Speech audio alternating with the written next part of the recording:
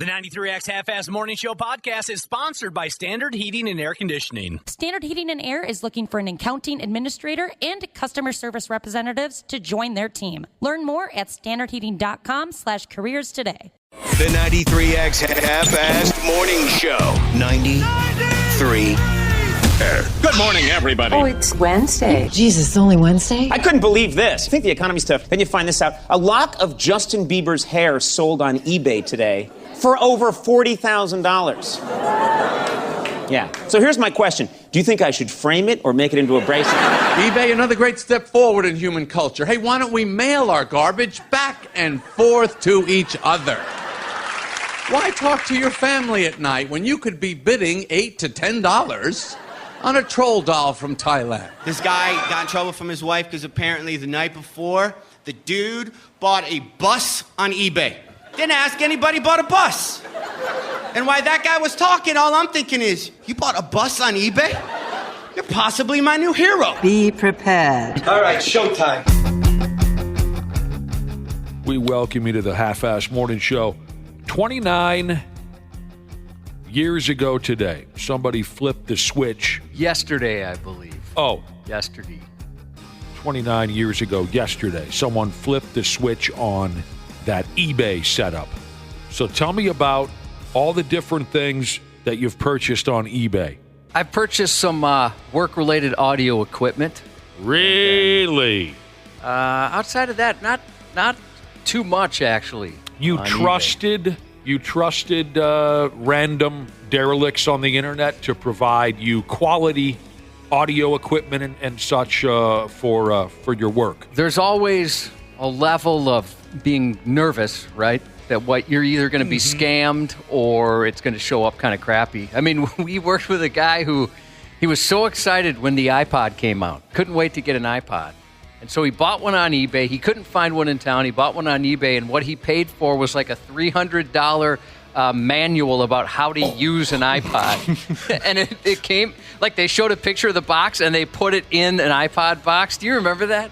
The story sounds familiar. He thought he was buying the actual unit that would play him some songs. Yeah, and it was like $300 he spent on it, and all it was a manual somebody wrote on how to operate an iPod. Did he make an attempt to get his money back, or he just ate it and just figured, well, I'm a sucker? As far as I know, he ate it. I'll have to check him. He texts me every once in a while. So he didn't read the fine print? No. And I don't even know if it was in the fine print, actually. I'm not sure how he was scammed, but I remember we were thinking, like, dude, I'm never buying anything on eBay if that's what you expect. Some shady bitches out there. There's just two photos, the box and the manual. And that's all he saw. Yeah, you got to read the fine print. I had a buddy who when the Xbox 360 came out, there was a second version of the Xbox system from Microsoft. We were in college, and it was impossible to find. People were camping out at stores. It was just nuts, and people were flipping them on eBay for a lot of money. So he took a lot of his student loan money that needed to go to tuition to buy one on eBay, I think for about $1,000. Wow. And the listing said Xbox 360 box. So they were just selling the box. So he bought just a box that an Xbox 360 was once in for about $1,000. And he couldn't get his money back because the listing said it was just the box. Do you know? So he couldn't get it back because it was clearly labeled the box. He just saw a box in there twice. He kind of glossed over it and was like, "Oh, okay, well, yeah, great, I'll grab this one." That is an awesome way to make $1,000. Yeah, it is. That really is. I've sold a few things on there, and people can be total dicks, beforehand, trying to go back and forth with a price. And I always sold stuff like cheap. Okay. Just to get rid of it. Up until 10 minutes ago, I had never looked at eBay. But knowing we were going to discuss the anniversary of eBay, I headed over there and I milled around for a minute. This looks like if I knew how to buy something off the internet, I might be in real trouble. Because I found a lot of garbage that I might be interested in. Luckily, I have no idea how to buy anything off the internet. But I'm interested in this now. So what have you sold on eBay, Josh? Some of the audio equipment I've purchased for work. Yeah. I go through like Gear Envy, and I'll get something and then realize, there's something else I'd rather try. The same stuff that you bought, eventually you sold again. Yeah. What about the rest of you? eBay, go ahead. I've sold a few classic video games that I either didn't need or in times where I've needed some quick cash, I've sold some classic video games. I've never sold anything on eBay, but bought stuff like golf equipment, baseball bats. People are texting on auto parts. I've heard that it's a great place to buy auto parts. Really? Yeah. Oh, wow. This is really, like I said a minute ago, really interesting to me because I really haven't even heard anyone talk about eBay in years.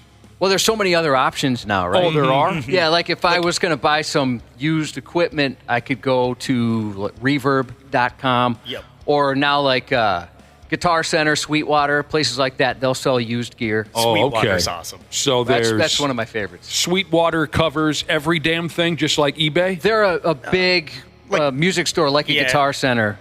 Oh, it's a music store. Yeah, they're awesome. Like that's usually where I go. Or Guitar Center, I guess.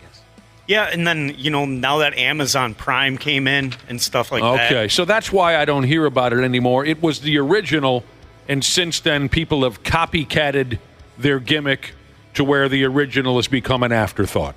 Back in the day, if you wanted some dorky stuff, eBay was the place to go. But now there's tons of other outlets where you can get it. But eBay still is pretty popular. Do you even still bid on eBay anymore, or do people just post the price and then you buy it? Because I remember trying to outbid people on stuff, too. Oh, yeah, like Weird Al talked about sniping somebody at the very end was the best. Well, now you don't even have to do that, right? You can put your max in there and it'll bid in increments. And also they do make an offer too. So they'll list something, and then I like to make an offer. I like to super lowball them. And then they come back with something, and then I just try to haggle with them, try to get as cheap as possible. Yeah, that's the thing. Like, people are just ridiculous with the make an offer thing. You guys are quite skilled with this type of a thing, huh? I used to use it quite a bit. You're haggling back and forth. You're arguing back and forth. You said I'm not a haggler at all. Yeah, I've never once did the make an offer or anything like that. So you said you have sold some things on eBay and people were dicks? How were they dicks? Well, just like Dana was saying, they make you just the world's most insulting offer, thinking you're going to go, I'll take $10 for this $200 item. Why wouldn't I? Yeah, and by the way, I spent $500 on it. I'm selling for $200. Yeah, no problem. Here's a listener by the name of Corn Dog Jesus who said eBay has been helping thieves get rid of stolen goods for over 20 years now. Oh yeah, I'm sure. Is that really what it's all about? Is that part of the game? I guess you really can't track it. The item. There's it could be. I mean, the cops are pretty good at looking for that stuff too, right? Mm-hmm. I mean, I had some stuff stolen, and the police were checking out your pawn shops and stuff like that. I've heard pawn shops and I don't know if this is true, but this is what the cops told me, that they're really good at making sure something's not stolen, and they keep pretty good records of that. Well, but you can get scammed on all of them. I mean, you can, like microphones. Notoriously, I've been told don't buy them on Amazon because they can be counterfeit. Stuff like that. That's what you got to worry about. Oh, wow. Counterfeit microphones. Right. I wouldn't even think about that. What a hustle. What a hustle that is. Yeah, I mean, like Someone's I said, digging deep. That's just something I've heard from like watching YouTubers and stuff like that warn against it. And Josh, back to pawn shops, I think, because used to watch the show Pawn Stars on History Channel a lot just because it was just mindless and entertaining to me. I guess if they buy something that's stolen and the cops realize it, they just have to give it up. They obviously can't then resell it or get their money back. So, yeah, I'd imagine that's probably what makes them so good at it. Right? Yeah, so they have to be good at it because I'm sure any pawn shop has probably been burnt in the past with a stolen item that they bought, and then they just have to give it to the cops. I enjoy. I've only seen that show a couple times, but it's great. Somebody like, oh wow, what a rare find! This is easily worth $100,000. We're going to give you $75. Yes, exactly. And then the person sits there and is like, boy, I don't know. It is a family heirloom. Yeah, I really can't take it. I need more money. Grandpa smuggled it from Poland in his butt, and it's worth $100,000. All right, I'll take $75. Yeah. Could you do 80? Could you do $80 for this $10,000 item? No, you can only go 77. All right, I'm in. A listener with the name of Turkey Butt McGee has texted in on eBay, being drunk. And I believe they meant to say shopping on eBay. They printed being drunk and shipping on eBay. I think they meant to say shopping. Getting drunk and shopping on eBay is super fun and dangerous. Everyone should try it sometime. Absolutely. Super drunk and shopping on eBay. It's kind of funny because if your item's not coming for like 3 or 4 months and then you're drunk when you buy it, it's like a gift to yourself. What is this? What could this possibly be? I forgot about it. You forgot about your purchase until it's on the front step. I buy a lot of jerseys, and I get them on eBay, and they're bootleg jerseys, so they're a lot cheaper. Because jerseys they are stupid expensive if you buy them from the actual team shop, and ridiculous once you hit 37 years old. But whatever, keep going. I'm 39, and so that makes it even worse. Yeah, but so they're coming like wholesale from Asia, so it does take like 2 to 3 months, and all of a sudden I'll get a jersey, and they're like, oh, a little surprise from Pastor Umpdana. This is really nice.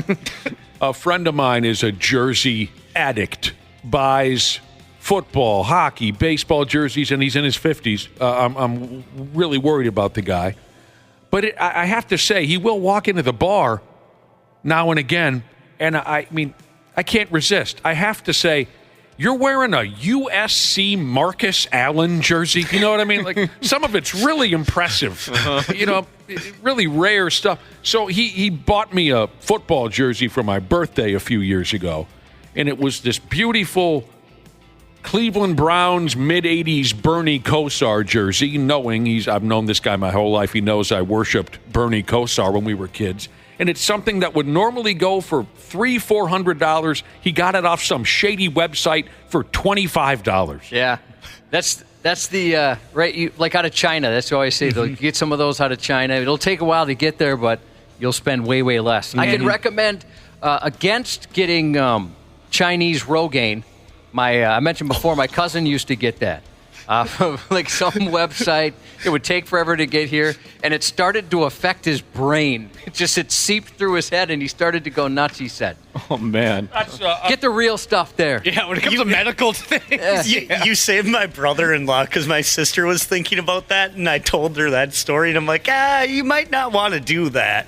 That's really an interesting story. Dude went ahead and bought hair growth medicine off the internet. Some website. And it almost made him insane. Yeah, he said he really regretted it. But it worked. I mean, he got his hair, but he went nuts. All right, obviously you guys know all about eBay and all these different routes to take on the internet to buy things, sell things. You guys are well educated. So, I mean, did all of this really happen? I was reading about some of the more bizarre items ever sold on eBay. It's been around now for near 30 years. Just in case you're curious about such things, the first thing sold ever on eBay was a broken laser pointer, and it went for $14.83. A broken laser pointer. Got to start somewhere. Tell me, did this stuff really happen, or is this just nonsense and noise? Because according to what I'm reading, a lot of money has traded hands here.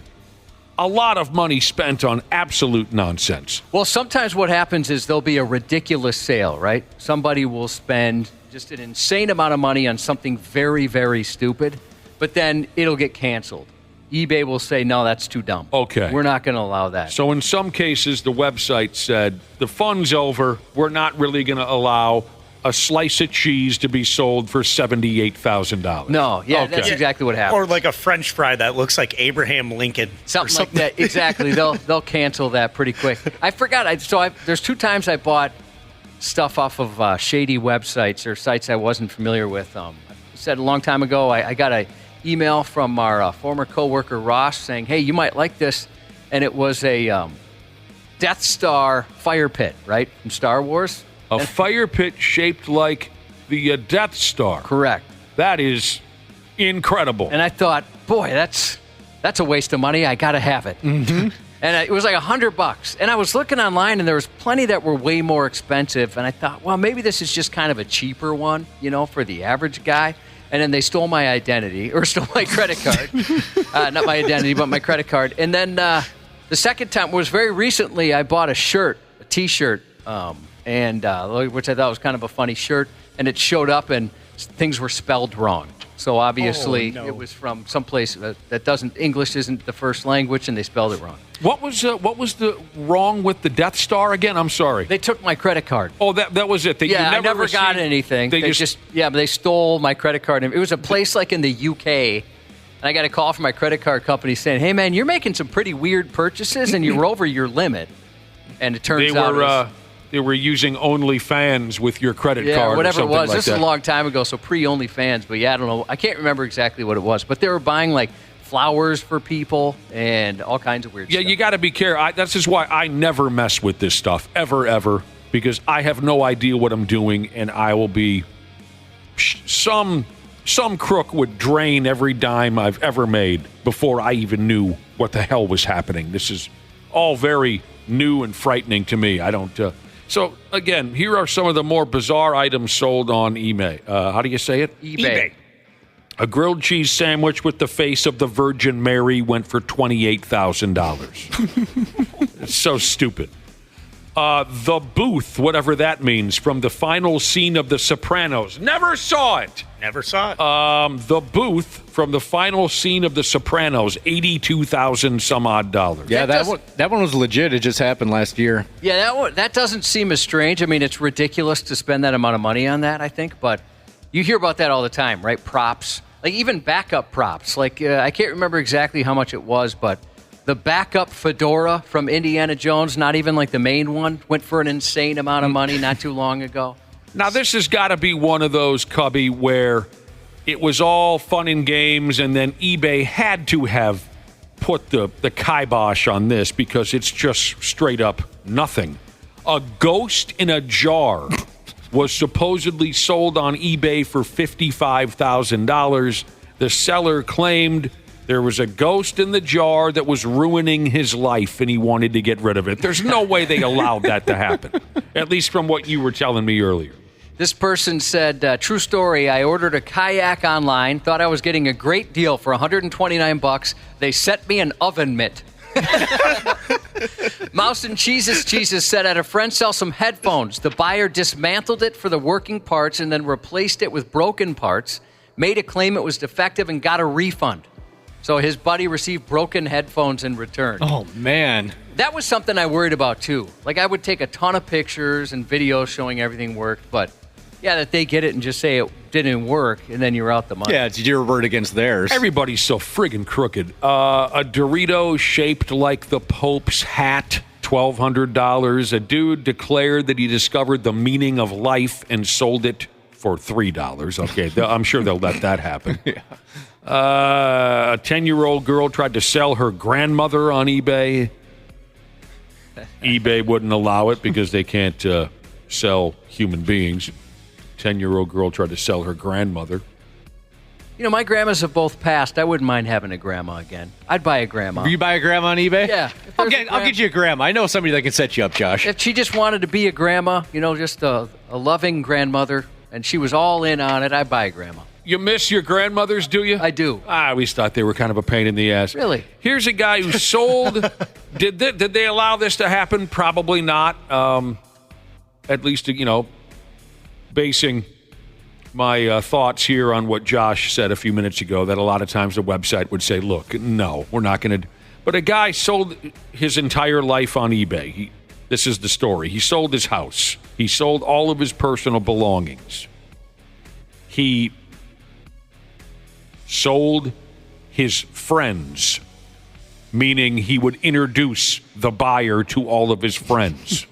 He would give the buyer a shot at his job. And it says here, all this entire package was sold for $384,000. Whether or not that really happened, who friggin' knows? Dude tried to sell his liver. The bid was up to $5.7 million. I wonder what a dark web liver does go for. That is a good question. Yeah. Justin Timberlake, singer, one of the star actors in one of Cubby and me and Cubby's favorite all-time movies. What's that movie called again? Alpha Dog? Yeah. He was great in that. Justin Timberlake from the movie Alpha Dog. He ate some French toast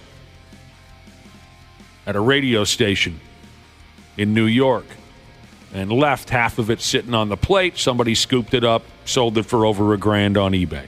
How disappointed would you be in your coworker if they took that and sold it on eBay? Yep. I mean, at least if you're going to do something like that, at least do a charity thing. Right. And this one rings a bell. This rings a bell when reading about these bizarre items allegedly sold on eBay. A guy sold ad space on his forehead. He said he would take some non-permanent marker or a non-permanent logo and press it up against his forehead and then walk around town. You see where he's going with that? Mm-hmm. That's pretty funny. He received $37,000 to advertise for a company, and the highest bidder was some company who sold a snoring remedy called Snore Stop. So I guess for 30 days, this guy walked around town with the Snore Stop snoring remedy logo on his forehead. You know, I've got a lot of real estate up there. You could get your entire message on my forehead. Book collector Jesus said he remembers during the pandemic where toilet paper was going like crazy on eBay. He saw packs going for $600. Yeah, I remember that too. Clorox wipes too. I got to keep an eye on this now. Because like I said, the 4 or 5 minutes I checked out eBay for the very first time here before we went on the air, it was kind of fun to see what they had. So, I don't know. Maybe I'll get myself a whole new wardrobe. Or God knows what else. There's some good stuff on there, you know? You can find just about anything. God, help us. Is it freezing? It is cold in here. Godforsaken radio station. I'm just freezing here. But Happy birthday, eBay. Yes, yeah, Cody. but like I was saying, there's other sites a little more dedicated to maybe some of your interests. Okay. I would love Not to learn. Not necessarily bidding sites. So some people kind of like that part, right? Oh, I don't care for the bidding. Yeah, me neither. Yeah. I'm with you on that. Well, I'll hang out with you sometime here soon, and maybe you can show me some of these websites, things that I'm interested in. I still love, you know what? I would love to find a trustworthy website where I can buy old concert shirts and band shirts or hats.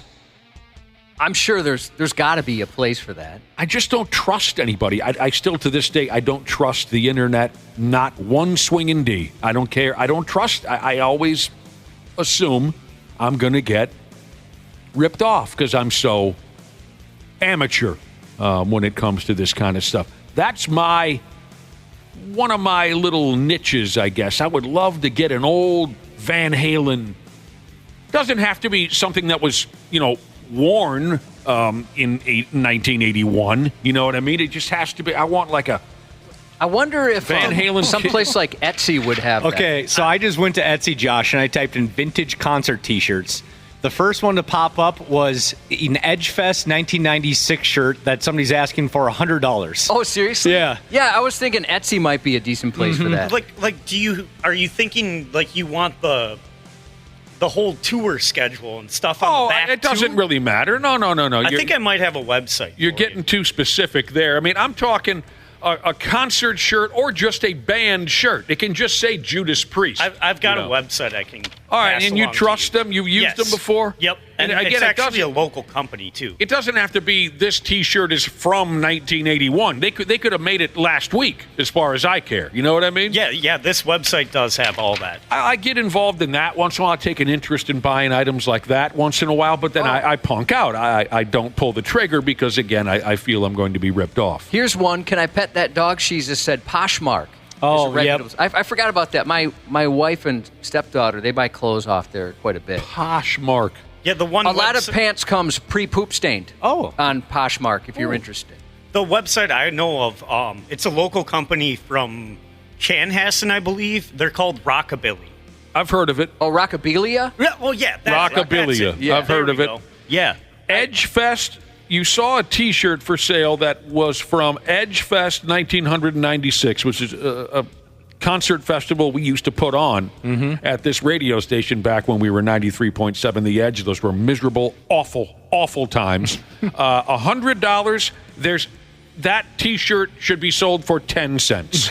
Yeah, it's got the whole full lineup on the back. Everclear, Candlebox. Oh, corn. don't even say all of them. I do. You can I get want to your hear corn shirts on Cornhub. I mean, I was there. Josh was there too. Give me the rundown, and this is going to make me miserable because I'm going to remember all of these things that I don't want to remember anymore. Go ahead. Everclear. Yeah, so here's I remember when we had to pretend like we cared about Everclear. They got a couple good songs. No, they don't. Yeah, they do. So much for the Afterglow. That's a good one. Oh. So Everclear is a headliner, now going down in order. Candlebox. Oh, dude, Candlebox, the drummer, wanted to fight me. Keep going. Corn. Okay, who the hell is Corn? Filter. Garbage. Oh. No Doubt. Oh. Gravity Kills. Oh, God, it's getting worse. Goldfinger. Nick loves him some Goldfinger. Oh, God, I hated the 90s. The 90s were so bad, and this is evidence of that. Let's see. Balloon Guy. Balloon Guy. I don't even remember that one. Iggy Pop, and then Poe. Oh, yeah, I introduced Poe on stage, and I had no idea. Here's your favorite band. I remember Iggy Pop being there. Yeah, That's God, right. that I forgot he terrible. performed at one of those. Saturday, May 25th, 1996. Just an awful show. I thought of another one, another eBay story. A buddy of mine, he rebuilt. He's one of those guys. He can do anything. He's incredible at pretty much everything. And he rebuilt a Star Wars pinball machine, and it was perfect. He even added some stuff to it or whatever. You know a dude who is skilled enough to build his own pinball machine? Well, he refurbished one. Oh, like just cleaned it up. Yeah, and just basically rebuilt it so it all worked. Wow, And put a bunch of stuff in. You know him too, Mucho Grande. That's insane. Yeah, and he got that name from a erotic massage. She said Mucho Grande. He knows how to repair pinball machines? Honestly, anything you do with your hands, he can do it. Because I have a pinball machine that I've wanted repaired for over a decade. He could do it. Okay, and go so ahead. Where were you going? He goes to sell this on eBay, and speaking of going back and forth, some guy was like claiming to be some sort of expert, and he's like, "You're crazy. You're never going to sell it for that." I'll have to ask him what the numbers were. I don't remember, but I mean, shoot, this is back like 1996 or 7. And so he's like, "No, don't worry, I'm going to sell it for that." And they're kind of having this back and forth, being real persnickety with each other. And eventually he sold it for more than he originally did. And so my friend sending him like screenshots of the bill of sale, all that kind of stuff to say, hey, F you, I sold it for more. But these two went back like if they ever met up, they were going to kill each other, I think. Jesus. It can get pretty spirited, huh? Yeah, a few people are texting and saying they had similar experiences where things went bad. It can get pretty spirited. Like someone makes an insulting offer and then they're insulted that you don't accept that offer. Well, that's fun. I might be hooked on this stuff now. You might have to pry me away from my computer today because, this is all pretty new to me. Well, and the problem now, more than ever, is that it gets pretty good at knowing exactly what you want. I mean, like that shirt that popped up for Dana, it's because they realize where he's Googling that from or whatever, right? Yeah, I'm guessing that's why it was the top result. So they realize, okay, he's looking at concert shirts. He's probably going to like all these. He likes 80s rock. They'll figure it out. Yeah, okay. There's 2 concert shirts in particular, or band shirts, whatever you want to call them, that I've always... A buddy of mine had both of these shirts in high school, and I was so jealous of him, and I want them now. It's the Kiss Asylum Tour. Well, it's just the album cover. It's the Kiss Asylum album cover T-shirt and the Kiss Creatures of the Night album cover T-shirt. Anybody, Wapple, even you would get laid wearing those friggin' shirts. Dude. I'm telling you, they're that cool. I need to find it. And, I'm going to check some of these sites out because that's like a weak spot for me. Weak spot. Can you imagine having that shirt and some Drakkar cologne on? Look out, ladies. No chance. The ladies would have marriage no is chance. safe. Nope. Here's the deal. It's Wednesday morning. You're a hell of a crowd. We got Randy Shaver and Brad Ryder swinging by a little bit later. And again, for you eBay type of people, maybe they got some kind of special going now, seeing how they're They're closing in on their 29th anniversary of being in business. What a hell of a deal. We got to take a couple of minutes off now. We'll be back on the Half-Ass Morning Show. Right now on the Luther Bloomington Kia text line, text INSANE, INSANE, to 651-989-9393 for a chance to win tickets to Cypress Hill. That's Wednesday, September 18th at The Ledge. This prize is provided by Ledge Entertainment. Good luck. The 93X Half-Assed Morning Show.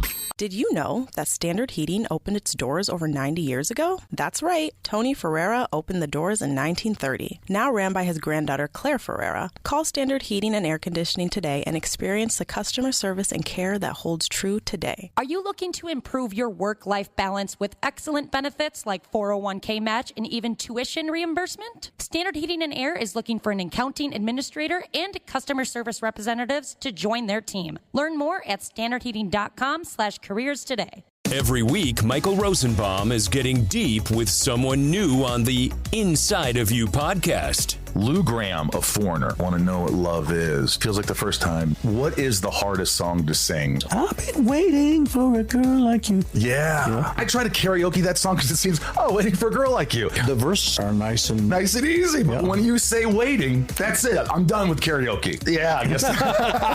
Inside of You with Michael Rosenbaum, wherever you listen. Stupid news on the Half-Assed Morning Show.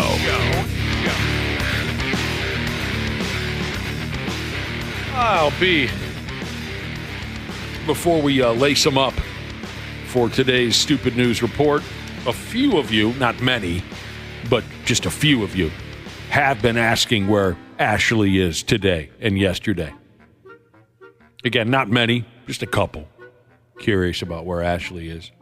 Be totally different, say, if Josh wasn't around. Yeah, right. Well, she is one of a couple people on this program with a garbage immune system. She's sick again. Sick again. She had a good streak going there for a while. Yeah, she really did. Mm-hmm. Well, actually, now that I think about it, didn't she have to go to the emergency room a couple times in the last few months for different things? She misses so much work, I don't know which is one from the other. I don't. Yeah, I think she had a couple weekends where she had to go for this or that. No injuries, just some weird stuff going on. She's not feeling well, so no Smashly.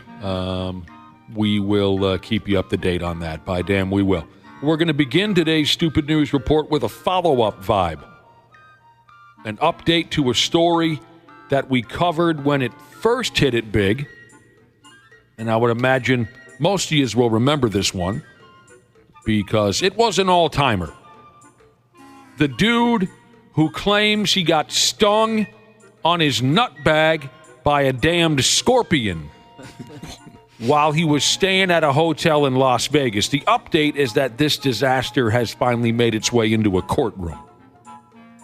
This is another one of those where I wouldn't think of suing. It wouldn't come to mind. Maybe somebody says, hey, you should sue the hotel. Really? I would just assume it was an act of God of some sort. Really? You wouldn't think of suing when you got your nut stung by a scorpion at a hotel? I mean, if you got stung by anything, or whatever, let's say you got stung by a bee. I know a scorpion's different, right? Would you think the hotel's liable for this because there's a bee in here? Not a bee, but a scorpion. I don't know how frequent do you see a scorpion in Vegas? I have no idea. I would find that out in court. I would. And is there a difference between a regular scorpion and a crotch scorpion? Because that might make a difference on whether or not I decided to sue. The supposed victim of the scorpion scrotum attack is a feller by the name of Michael Farchi, which is sort of funny if you think about it. He's made it up to 62 years old at this point in his life. He said that he and his wife were sleeping in a bed last December at a joint called the Palazzo at the Venetian Hotel in Las Vegas. He woke up to a, quote, sharp, stinging sensation in his groin areas. He reached down with his hand towards his gear to find out what the hell's going on down there and felt more stings on his hand. A damn scorpion was teeing off on this poor bastard. Got him on the nuts, got him on the hand. He says he called the hotel's front desk, and the employees who came to his room laughed at him. Oh, no. Now, you got to give these people a break. The first thing they likely heard out of this Farchi guy's yap was, "A scorpion stung me on the balls." I challenge anyone on planet Earth to keep a straight face when they hear someone say that out loud. But he was upset that he was laughed at on top of the pain. So anyways, Farchi, he went to a hospital for scorpion sting treatment. Oh, God, no. He says that the scorpion gave him a case of that erectile dysfunction. Oh, he's blaming it on the scorpion, huh? So he's trying. Yeah, it's not that I'm just sick of being with you, honey. It's the scorpion. It bit my wiener. Don't you remember, babe, in Vegas, the scorpion? So he's trying to sue the ever-loving ass out from under the hotel there in Vegas where the scorpion got him. So we stayed at a softball tournament for my stepdaughter. We stayed at a hotel, and I lucked out because of my family that stayed in the same room. I'm the only one that didn't get attacked by bed bugs. Oh, my lack of hygiene kept them away. Mm-hmm. I never thought to sue. I'm an idiot. Maybe we should have done something like that. You could have. Because people are saying, I looked it up, scorpions are pretty common in Vegas. So it just wouldn't occur to me. But, this story became so big, I'm sure he had lawyers left and right saying, hey, you could get a couple bucks from this. Right. Maybe he was talked into it. I mean, I'm not the type that thinks lawsuit ever. I've never had that thought in my life to sue somebody. Maybe I've been lucky because I've never been horribly wronged. But it's never, ever occurred to me to sue anyone for anything. There's plenty of people out there who just can't get enough of that. They can't shake that thought from their brain. We talked to a lawyer who said her primary job now is to deal with frivolous lawsuits from people who will sue. Let's say you quit a job just because you don't want to work there anymore. They'll sue for some reason, stuff like that. It's out of control. Yeah. It's everyone else's fault but your own. You know the approach these days. It's absolutely out of control. So again, I'm not the type of guy that has ever had the thought to sue anyone for anything. But if that scorpion stung me on the nuts, that would scare me and anger me enough to where it would cross my mind. But this guy Farchi, maybe he was talked into it, like Josh said, by some fast-talking lawyer. The lawsuit says the hotel, quote, has a duty of care to provide a sanitary room free of vermin, bed bugs, or similar things, including scorpions. There it is, bed bugs. What's the statute of limitations? Good question. The dude... Because I want some landscaping done, and that could go a long way. Oh, definitely. The lawyer that this Farchi guy hired, this particular lawyer, it says here he's made a living specifically suing hotels and apartment complexes over bed bug infestations. That's his thing. They call him, he's got a nickname, Josh. They call him the bed bug lawyer. What a life. So you probably could have gotten a handful of beer money from that bed bug problem you had in South Dakota. Once I saw he had a nickname, that's when I was pretty sure the dude reached out to the guy with the bit testicles. Said, hey, we'll get you some money for that. Yeah, he reached out to Mr. Farchi. The lawyer says that the hotel had prior issues with scorpions. So, there they go. The lawyer showed the courtroom dramatic pictures of the scorpion hanging off of Mr. Farchi's underwears. Once it stung his bag, it hung on to his drawers for a while. So even after he took his drawers off, the scorpion was still hanging there. So a little shock value there in court. The lawyer showed the courtroom pictures of the scorpion hanging off his drawers. Old man Farchi, I don't know how this is going to turn out. Maybe we'll get an update when the case is complete. He said the scorpion sting on the testes felt like, quote, a piece of glass or a knife had been stuck into his rosin bag. Yes, I had looked up how severe a scorpion bite, and it said it went from mild to severe.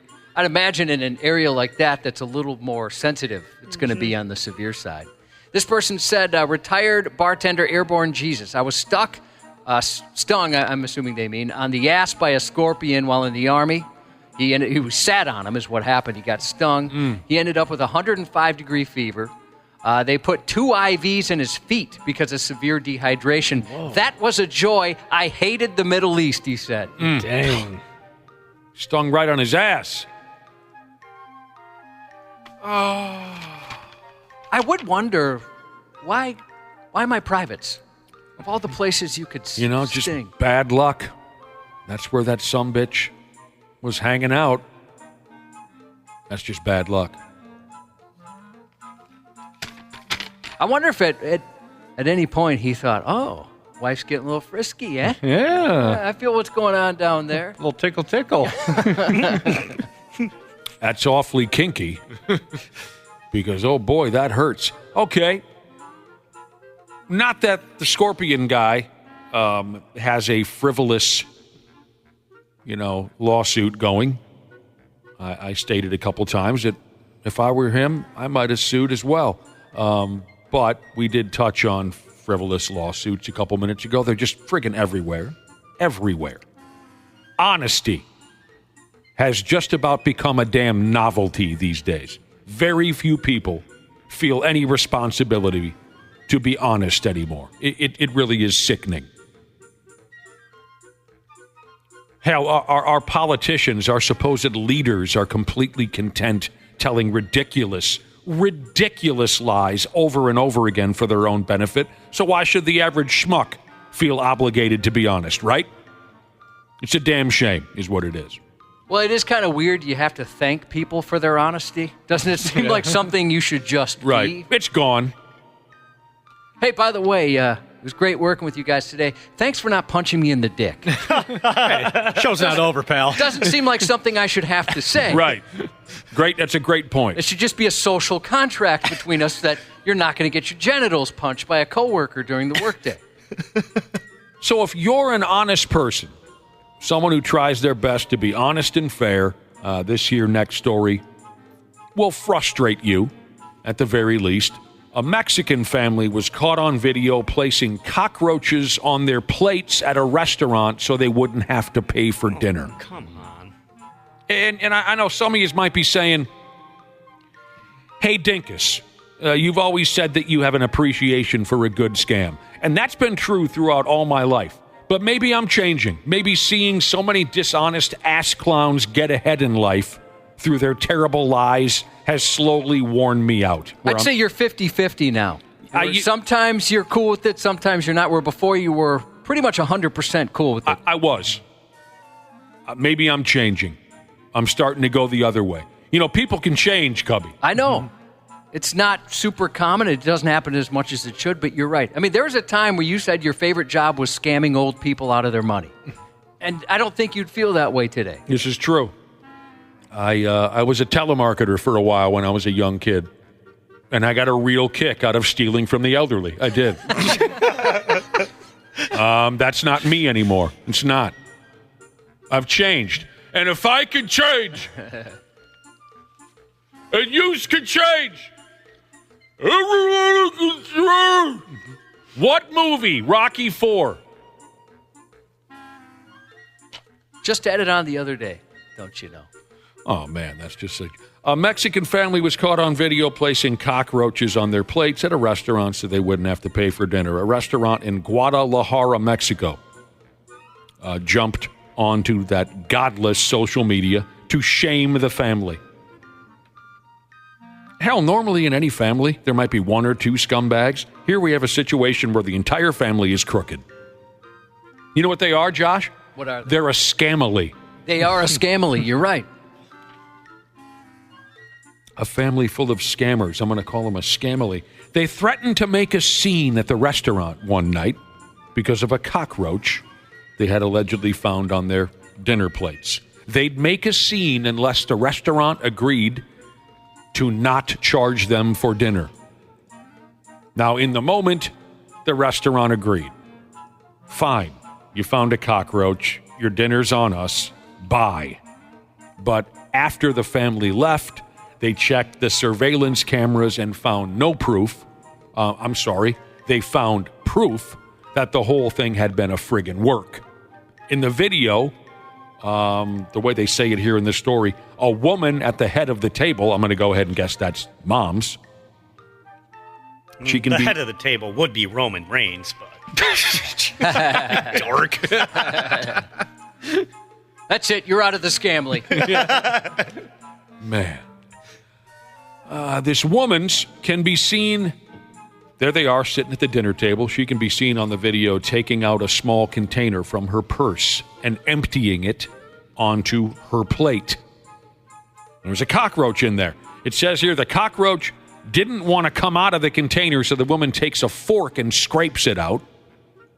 And with the cockroach planted, the family calls a waiter over and fakes outrage and disgust over the cockroach. How weird that it happened at the very end of their meal. Very fortunate for them. And what's the restaurant going to do, right? I mean, if it's on social media, all of a sudden, people are going to believe it without really looking into it. And of course. They're going to take damage there. And yeah, or the family stands up and they start making a big scene in the restaurant, and then everyone else is, privy to what they're doing. Yeah, I think they're one of those things out. like would rather just lose money on the meal here. So once the video of the scam made the rounds here and there, like videos do these days, a number of Twitter users came forward to accuse the same family of ripping off several other restaurants in the neighborhood of Guadalajara using the same gimmick. So they are busted. Game over, douchebags. Yep. No longer allowed inside the restaurants in town. I hope every single restaurant puts their picture up. Don't come here. This family. Don't serve these derelicts. I could certainly see why they'd put the mom's picture up. That's for sure. That's the one I'd pick. Oh, yeah? Oh, you don't say. Oh. You like cockroaches, do you? Well, I've got a nice roach for you. Oh, I screwed it up. Would you bother sending me a picture of Mom? Sure, boy. I sent you the whole video here. That sounds like fun. So Mom's slinging some heat. Okay, we found a light at the end of the tunnel. How do you take a screenshot on a Windows computer? What do you do? That's a good question. Oh, I should know that. I've done it by accident. I have to look it up every single time. I know how to do it. Let's see. Here we are, Cubby. We're back in silly, stupid England. Again. And I'll tell you what happened now. A pub, that's how they call it over there. So stupid. A pub had to close down over there, a joint called the Bull's Head. Don't you know? They had to close after multiple food hygiene problems were discovered. And there was also apparently a cook in the kitchen who was spotted scratching his ass while he was handling food. Come on, bruh. That ain't right. Don't do that. Have you ever accidentally done that, Wapple, when you were cooking? Nope. Never done that. Fingers down his ass crack, and then he put together a tuna fish sandwich. That's not right. No, and I remember in cooking class, one of my teachers would... I don't know why this kid would do it, but he would, scratch his ankles or scratch himself and then make food. And it's like, yuck, dude. Especially your ankles. So much dirt around there. Really? I don't know that I have dirty ankles. Yeah. What? What in the hell are you talking about? You're walking around, you're kicking up dust and stuff. Kicking up dust? Is this the Old West? Yeah. You got spurs on. I don't know where you're going with this. Of all body parts to call out for being extraordinarily dirty, you're going after ankles. Dude, are you going to a saloon and ordering a sarsaparilla during this whole thing? I've never heard anyone ever pinpoint ankles as a dirty part of the human... Hands, ass, mouth. You go to the bathroom, you're at the urinal, there's splashdown on your ankles. Right, Wapple, Gross. but hands, ass, mouth. Those are the dirty parts of our bodies. But at least you wash your hands when you're cooking. No. I'm just going to say no. Stop with your ankle tirade. It's one of the dumbest things I've ever heard in my life. So if someone's scratching their ankles, you're going, oh, gross. No. Do not touch my food. I wouldn't even think about that. No, the answer is no. Disgusting. I love Waffle's anti-ankle. Taking my stand right there, the ankles. Thank you, Brotherhood, by the way. A lot of people are texting in on how to do a screenshot. So I've done that. Now I just don't know where it went. It said it's screenshotted. Where does it go? Waffle, get the IT guy on the phone. I think to the pictures folder. Downloads. All right, so here's this pub. They had to close. The food was not being cared for, and they got a cook who's scratching his ass and then putting together lunch specials. Whoever looks into these types of things, the English Food Inspection Committee, whoever, they told the folks who run the pub, Bull's Head, they said, talk to your food handlers and tell them that they, quote, must not repeatedly touch or scratch their bottoms. When they were spying on the cook, he, quote, scratched his bottom through his shorts several times, touched his face and dirty equipment, and then didn't go ahead and wash his hands. They said nothing about ankles. They did say his behavior may lead to contamination of food. And they're not done yet. The food police, they also said, if there is an issue that causes repeated bottom scratching for an employee, that employee must not work in the kitchen until the problem is resolved. Now, Cubby, I think they're referring to hemorrhoids. Yeah, sounds that way. Those can be a pain, literally, and the itching and no fun. There were other issues at the Bull's Head, aside from the cook with the greasy ass. There was some moldy food and whatnot. The place sounded pretty filthy, but first things first, let's get this cook some Tux-medicated hemorrhoid pads. Let's put that fire out first. Nobody needs hemorrhoid flakes on their BLT, by damn. Yuck. I've never used anything for hemorrhoids. Oh, really? I just kind of suffer through it. I couldn't find the stuff you mentioned. I don't remember the name of this stuff. And I know what some of you are thinking. Again, Josh and Nick are going to talk about their hemorrhoids, and then it will probably branch into a conversation about their colonoscopies. Sorry. We're very anally educated, the two of us. Nick's a butt guy. And we like to talk about our anal problems. By damn did I have hemorrhoids one day. And it was brutal. Well, for more than one day, 3 days. I finally went out and I got some bucket of slime that you apply to your hemorrhoids, and the problem was over in seconds. Seconds. Miraculous stuff. I can't think of the name of the swill, but Josh had a problem a while back, and I recommended this product. You never went ahead and used it, huh? I couldn't find it. Oh, you couldn't find it? Yeah, my wife tried like 3 different stores. I said and she does the shopping, but she couldn't find it. It's not Preparation H. I'm sure that works great. She does the shopping. What a pig. She loved. I knew I was going to get something like. She likes to do it. I would if she wanted me to. If she says, "Will you stop at the store?" I'd say, "Gladly, honey." I appreciate that you usually do it. She just loves to shop. So well, even for hemorrhoid swill. She's already at the Target or wherever. Well, at any rate, I just wanted to say, I wish I could remember the name of the stuff because I'd recommend it to all of our listeners who suffer from hemorrhoids, because I thought, when I caught hemorrhoids, I thought, oh, God, I'm going to suffer until the day that I die. The second that I made contact with the hemorrhoid, with that hemorrhoid butter, it was over.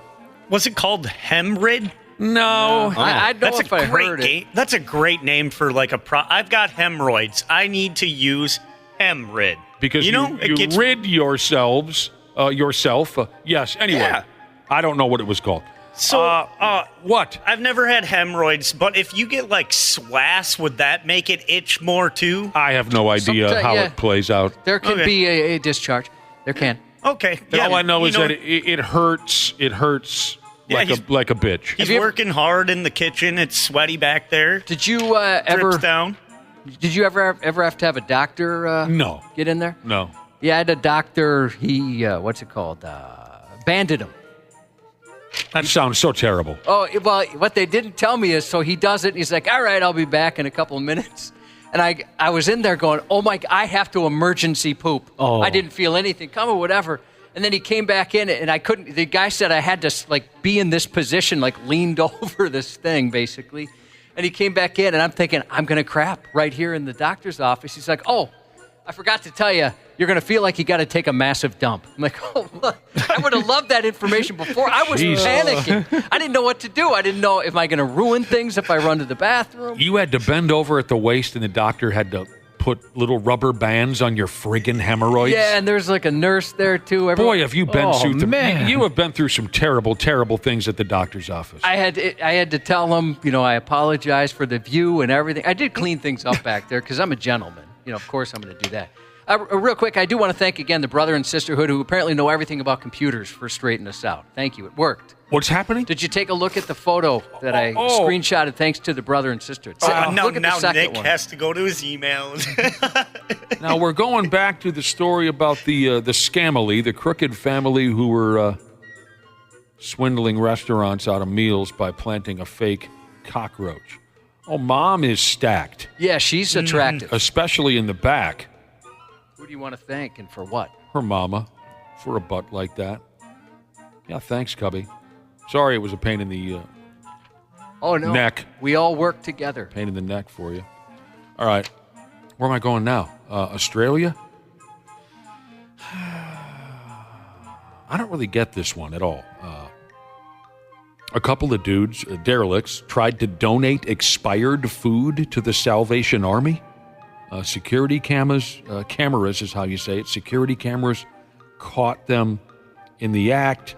They first were caught on camera discarding about 40 boxes of Cheetos puff snacks to the Salvation Army. The Cheetos were expired last year. The same couple of guys came back to the Salvation Army with expired boxes of something called yogurt dips. So I'm not sure what the deal here. Why are they doing this? Just to be dicks? I think they just want to get rid of it, right? And they don't want to pay to chuck it or don't have the ability to throw that amount away. It was like, like what, $17,000 worth of, or no, that's how much they were fined, but it was a ton of stuff. Well, yeah, it was 60 boxes of whatever yogurt dips are, 40 boxes of Cheetos puff snacks. I don't know, just get a big garbage bag. And now they've been fined like $17,000 for this. What, you never had a house party where you have to throw away a mass amount of garbage? Yeah. What are you doing? And they're out of, $17,000. I don't get I don't get how they went that direction. I had house parties when we were young where I bet I was throwing away like 600-700 beer bottles at a time. Exactly. What the hell's the problem? You go get a big garbage bag. The recycling truck comes by and all you hear for like 2 minutes is just beer bottles. I'm out $17,000. Oh, what'd you do? Kill somebody? No, I didn't want to throw away expired food. I dumped them off at the Salvation Army. That's one of the dumbest things I've ever heard. But maybe that's the liquor talking. Like, I don't know if you can get in trouble for it or not, but I thought somebody told me once you can. If you dump some maybe broken stuff or garbage stuff outside of like a Salvation Army in the middle of the night because they're not going to take it, they put up signs and stuff like that. Well, back to Nick's, how having a house party and having to get rid of a bunch of stuff, we usually just bag it up and go throw it in a dumpster at a fast food place, Yeah, we went that route once or twice. Well, one time my buddy, he had a huge weekend-long party. His parents were gone for a while. It was just one of those, 3-day type of things. And cleaning up on Sunday, and one guy's like, hey, I got a truck. I'll take all the garbage bags. I'll go get rid of them. He just chucked them into a field rather than just going to a dumpster. Cops saw the garbage bags, went through it, found a beer-soaked Sports Illustrated that had the address of my buddy's house on it, And then the cops showed up with all the garbage bags and got busted. Oh, man. Did he face a fine or did just gave him back his garbage? He got an illegal dumping ticket.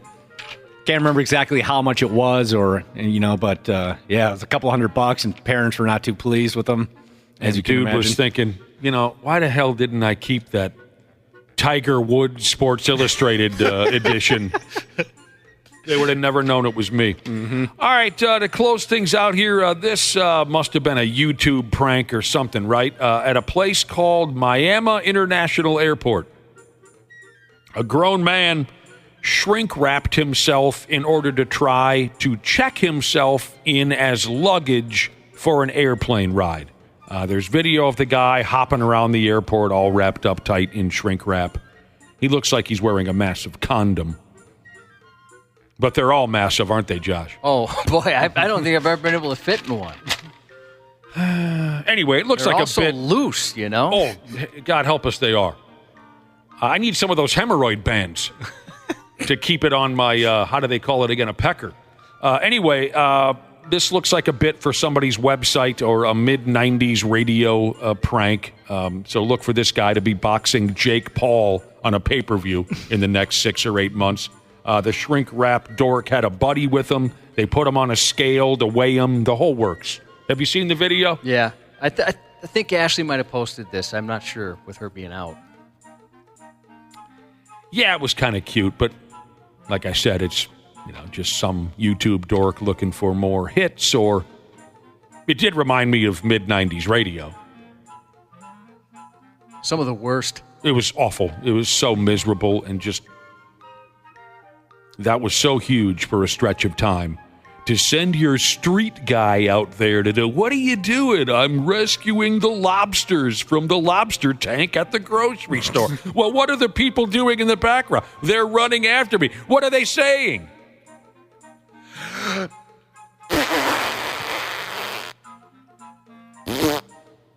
Like that kid that stole a fish from, was it a Bass Pro Shop somewhere? Yeah. Remember that? God, radio can just be so awful. And, why can't people just talk about hemorrhoid bands and colonoscopies and things like that? Ankles. Why do we have to get dirty ankles? Sometimes you have some real fun takes on stuff. Yeah. You think outside the box. I'm I like taking that. a hard stance on that. I like it. Oh, here we go. So back to this guy, the shrink wrap guy. The video was shared on an Instagram page. Oh, and this is good, too. The video was posted with the title, "What in the shrink wrap is going on here?" They could have done something better than that. What in the shrink wrap? That is hilarious. Yeah, now it's all what the Sigma. If you want to get clicks, you got to put that. What the Sigma? You got to put something like that on there. Gotta go. Be back in a minute. It's Wapple with your video game update. Two massive companies are teaming up again, and Dana's going to be playing with his pant zipper. Nintendo and McDonald's are partnering up, and they'll be putting Mario Kart toys back in Happy Meals. Here we go! Unfortunately, if you want one of these Mario Kart McDonald's toys, you'll have to fly to Australia to get one or win a bid on eBay. Luckily, it looks like these toys are the same ones they released in the US a couple years ago. Nintendo and McDonald's have been partnering up for years with giveaways, toys, and events. Nintendo dorks can attest that these McDonald's Nintendo events draw lots of attention because it's a big deal for collectors and fans. There you are, my friend. It's been over a year since Baldur's Gate 3 was released, and fans are excited for the final update to the game. Go on, take this ring. It's lucky. This will be the game's 7th and final major patch. It will be adding official modding support, and there will be new endings to the game. Keep this between us or you'll never see another day. Got it? The developers of the game launched a brand new YouTube channel that will provide behind-the-scenes looks at the game. You're full of surprises, aren't you? You might have heard of Baldur's Gate 3 because many video game fans claim it's their favorite game of all time. It's critically acclaimed, won numerous awards, and of course, the game made millions of dollars. Stay tuned every Wednesday for more video game updates. Sports on on the 93X Half-Assed Morning Show. Offered me to sign a ball or sign a bat, and I gave it to him. And last inning in right field, I checked out on him because they moved me from left to right, and I got to talk to him. So thankfully he's okay, but that was scary, man. I've never seen him before. Now, that's Trevor Larnach of the Minnesota Twins. And we talked about this yesterday with Dick Bramer. But I never saw a detailed video until last night. Trevor Larnach absolutely ropes a dong into the first row of the right field seats in Tampa Bay a couple nights ago. Just a laser shot for a home run. We talked to Dick about how the dude, the fan, got hit right between the eyes with that damn baseball, broke his glasses, which is hilarious. My glasses. After the game, the guy he gets invited by Larnach to come down into the clubhouse and get some autographed memorabilia. Larnach felt bad about braining this guy. The guy comes down to the clubhouse with a shattered cheekbone, looking like he just went 10 rounds with Apollo Creed, and gets an autographed bat or whatever. But what I didn't know until I watched the video last night, this guy was knocked out cold. Yeah, they didn't say anything. By the time we talked to Dick Bramer yesterday, that wasn't out. But yesterday they're writing articles saying he got knocked out. So that information wasn't available to us. I read about 3 articles on it and didn't see anything until late yesterday afternoon. Okay. That dude got knocked out, and he stayed. Watched the whole ball game. Yeah, what a sometimes gamer. they might say, hey, we got to check you for a concussion or whatever. But he's like, no, I paid my ticket. I'm staying. The video is unbelievable. Have you watched the detailed replay? Yes. Yeah, and it looks like the ball went off the bat at 112 miles per hour. It hits him between the eyes, and his lights go out. And if you watch the video, he's kind of stiff as a board, falls is how you say it, back into his chair. He's asleep. That's awesome. Good shot, Larnach. Oh, that poor guy. It looks like the ball was just cooking. What'd you say, 112? 112. He tried to get his hands up, and the ball just went right through his hands and hit him in the friggin' nose. And he went night-night for a while. And God, I love felt baseball. so bad about it. I think I would too, right? If you were Trevor Larnach? Yeah. I'd have a good time with it. Oh, you would? Yeah. Oh, I'd feel awful. That's an opposing fan.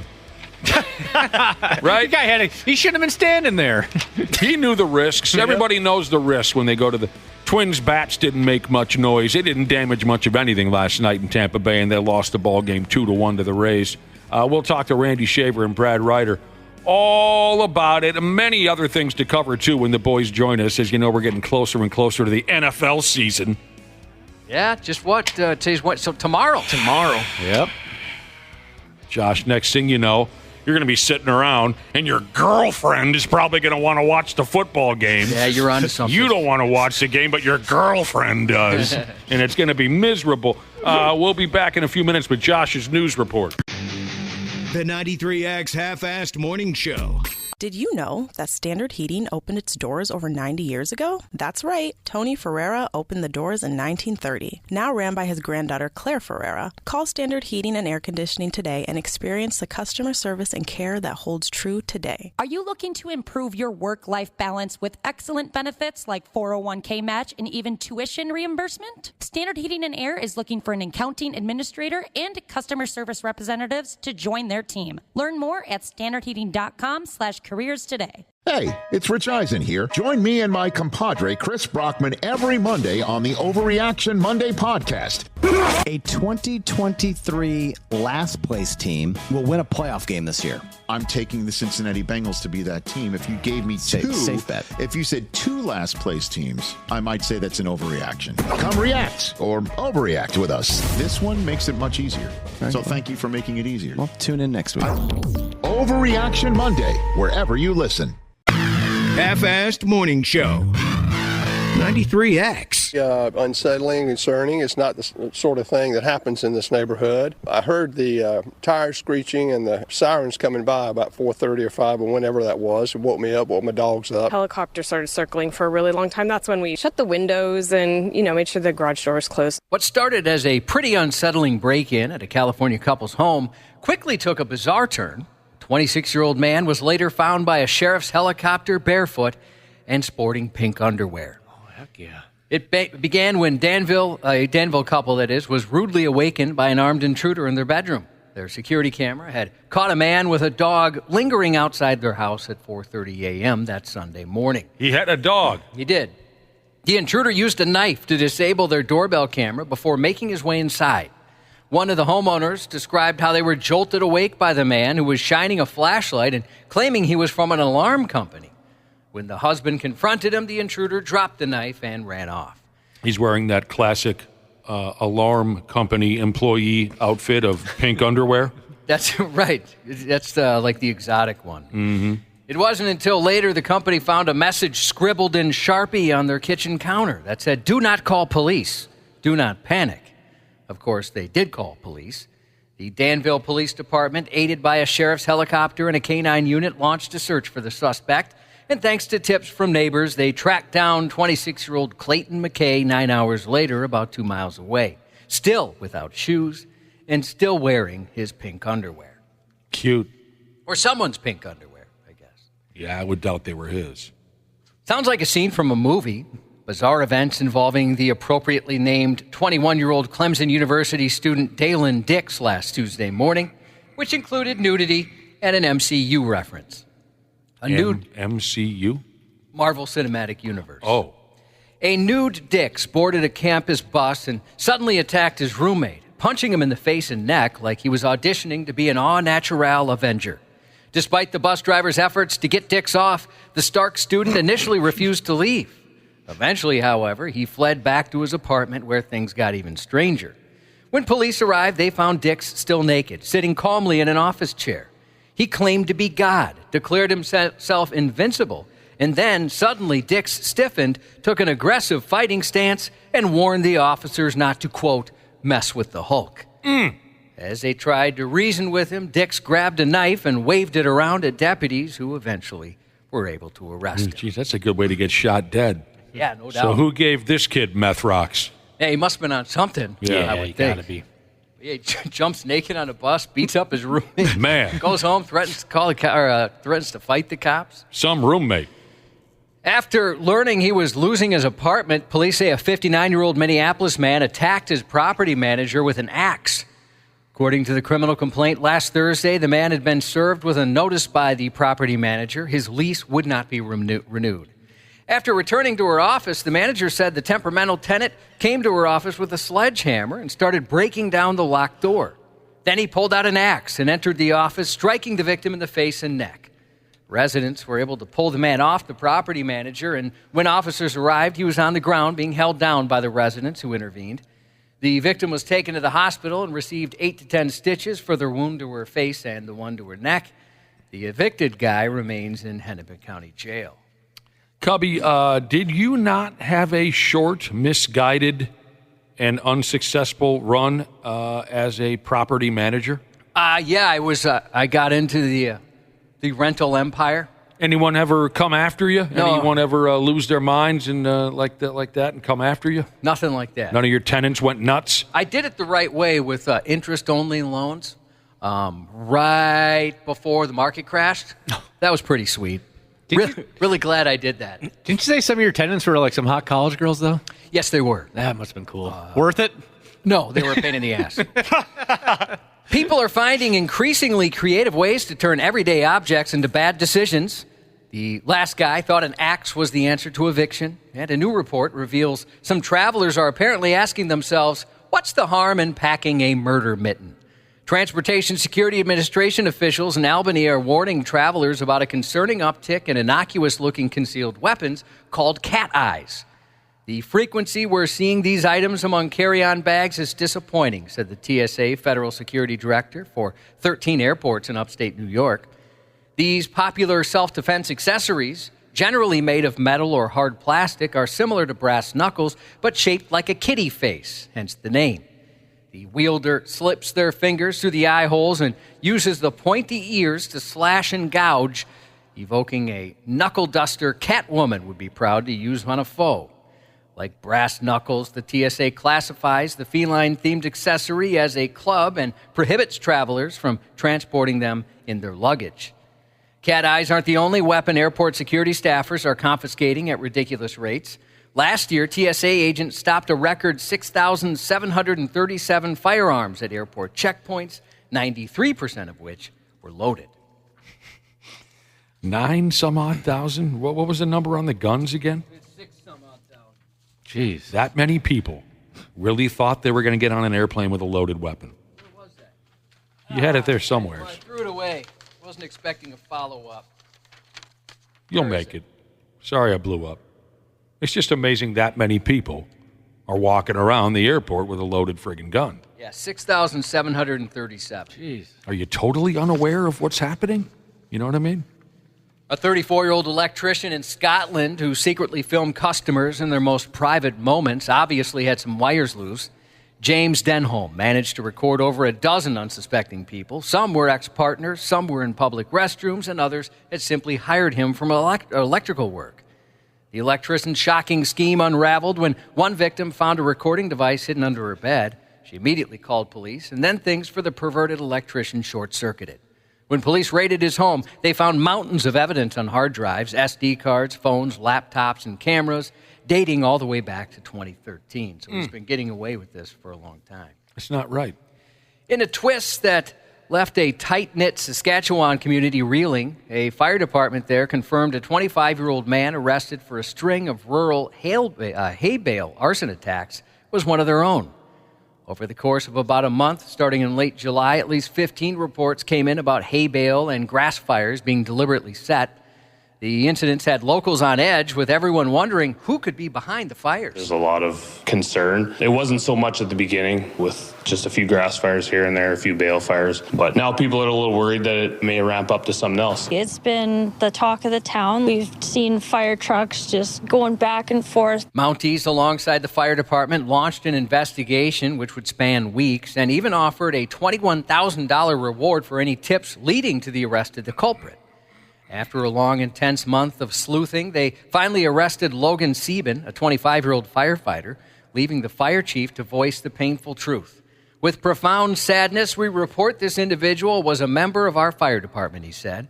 In the meantime, officials are urging farmers to move their hay bales to locations where they can keep a closer watch, hoping to prevent any further incidents. So this was one of those firefighters who, sets the fires on purpose so they can get a little action and then go to the neighborhood bar and get a piece of ass. Yeah, it didn't say if he responded to the fires or not in the stories, but I'd imagine there's got to be something to it, right? For those of you who grew up in rural areas, were hay bale fires a pastime for you? This just dawned on me. If I would have grown up out in the weeds when I was a 12, 13-year-old kid, that sounds pretty appealing. Know what I'm saying? Yeah. That does sound kind of fun to watch. I've never seen something like that. We were pyros when we were growing up. We didn't have an opportunity to get at hay bales very often in my neighborhood. Like I said, that sounds like something we probably would have tried. Last week, a 46-year-old man's ill-advised sales strategy at a strip mall in the Florida Keys earned him a one-way ticket to jail. Stephen Bennett decided to spice up his Wednesday evening by loudly peddling meth to unsuspecting shoppers about 6:20 p.m., which, as you might guess, didn't go over too well. The Monroe County Sheriff's Office got wind of the situation and sent deputies to check it out. When they arrived, they found Bennett not only trying to sell meth, but also chucking beer bottles at random folks because yelling alone wasn't enough. Thankfully, no one was seriously hurt, but the deputies did find about 15 grams of meth on him, along with the expected paraphernalia of scales, pipes, and just for good measure, a machete. Looks like Bennett's entrepreneurial spirit has gotten him in trouble before. Florida Department of Corrections records reveal he's racked up multiple felony convictions, leading to a few stays in state prison over the years. A couple listeners have texted on hay bale fires and whether or not that was a regular gimmick for them growing up in the middle of nowheres. One says not so many hay bales, but just a lot of general brush fires were set. Oh, jeez. And couches. Oh, shoot. That'd be kind of fun to watch, too. Oh, yeah. Couch burnout. Take an old couch, bring it out to a field, set that sumbitch on fire. Now, of course, we're not recommending this to anybody because we know the horrible damage that can be done. I was just curious about how some of you operated when you were 12. Customers had to make a quick exit from an Old Navy in Eagan Monday when a shopper set off some pepper spray inside the store. Police got a call to the Twin Cities Premium Outlets just after 6 p.m. when a 37-year-old woman sprayed someone she knew near the entrance to Old Navy and then took off. That'll get you right in your mind, Josh. I know. I've had it happen. It's awful. It started with a verbal argument earlier in the mall, police said, adding that the customers who were exposed to the spray were cleared by EMS with no injuries. Authorities plan to press assault charges against the suspect, who they have identified. When you first get hit by that pepper spray, you think, oh, my eyes. And then quickly, it starts to affect your mind. You go nuts. I didn't have that happen. It hurts so bad. It hurts so bad. Doesn't it just drain you of all your fluids? Yeah, that's what happened to me. I was like a shrunken head. At first, I was just confused. I got sprayed and nothing happened, and then it kicked in. Yeah. Every fluid comes out from your feet all the way up. It exits your head. You're just leaking. And it just takes forever to go away. The 35W bridge over the Mississippi in downtown Minneapolis was supposed to be glowing blue Monday in honor of Labor Day, but a software glitch has kept the bridge dark. MnDOT lights on the bridge, they light them up for major holidays like orange for Halloween, red and green for Christmas, blue and white for Hanukkah, and yellow to signify the jaundice Dana's developing due to his insatiable hankering for hard seltzers. Oh, that's what that one is. Liver failure, Dana. Without too much more info on what causes the glitch, MnDOT said they apologize for the inconvenience and hope to correct that problem soon. Well, the good news is I don't think anybody really noticed. It probably didn't ruin Labor Day for anyone. No. I mean, I think those lights are cool, but I probably wouldn't notice. We can't get enough of our friends in Wisconsin, so we're headed back across the border this October, whether they like it or not. This year's third annual Brotherhood Border Bash will be October 17th through the 19th, once again at St. Croix Casino, Turtle Lake, thanks to them. Boring broadcast to the Half-Assed Morning Show, but an inspired live performance by Jesse James Dupree's Breathing Fire. Dinner, drinks, good decisions, bad decisions, horrible decisions, and more. Packages on sale at 93x.com, sponsored by Devani's Pizza and Hot Hoagies. Let's go ahead and get her done, huh? Congratulations to Nick's nemesis medical device, Jesus, 1 year sober today. We were happy to hear Elbow Deep in Your Toilet, Jesus got some great news on his master plumbing exam. And happy 33rd birthday to Barsaw Jesus from Property Line Jesus. That's 93X News. The 93X Half-Assed Morning Show. They got their heads up their ass. On 93X. You're listening to the 93X Half-Assed Morning Show. Traffic is sponsored by Arthur's Jewelers. Computer picked a great time to slow down on me. There's a crash in Minneapolis that just popped up on the map, 94 westbound between Cedar Avenue and 5th Street. And also, they're still trying to clear that wreck in Woodbury, 94 eastbound at Radio Drive, causing some delays there. That's your traffic. This is 93X. Randy Shaver. Spit that ass. Spit that ass. Spit that ass. On the Half-Assed Morning Show. Ted Lasso talks about, a guy comes up to him and he's really anxious about a play and he says, sorry, coach, and all these things. And Ted Lasso looks at him and says, just be a goldfish. And the guy looks at him just like you looked at me, like, what are you talking about? Goldfish are the happiest animals on the planet because they have a 10-second memory. And that's the point of it. You've got to be able to flush it. No pun intended there. You know what the happiest animal on earth is? It's a goldfish. You know why? No. It's got a 10-second memory. Be a goldfish. Hey, Randy Shaver, Brad Ryder. I have a 10-second memory, but it's not because I'm a goldfish. It's because I'm 65. Just an elderly man now. Did Brad Ryder show up? Yep. Good morning. Hi, Brad. Hi. Randy Shaver, you're off the hook. Why is that?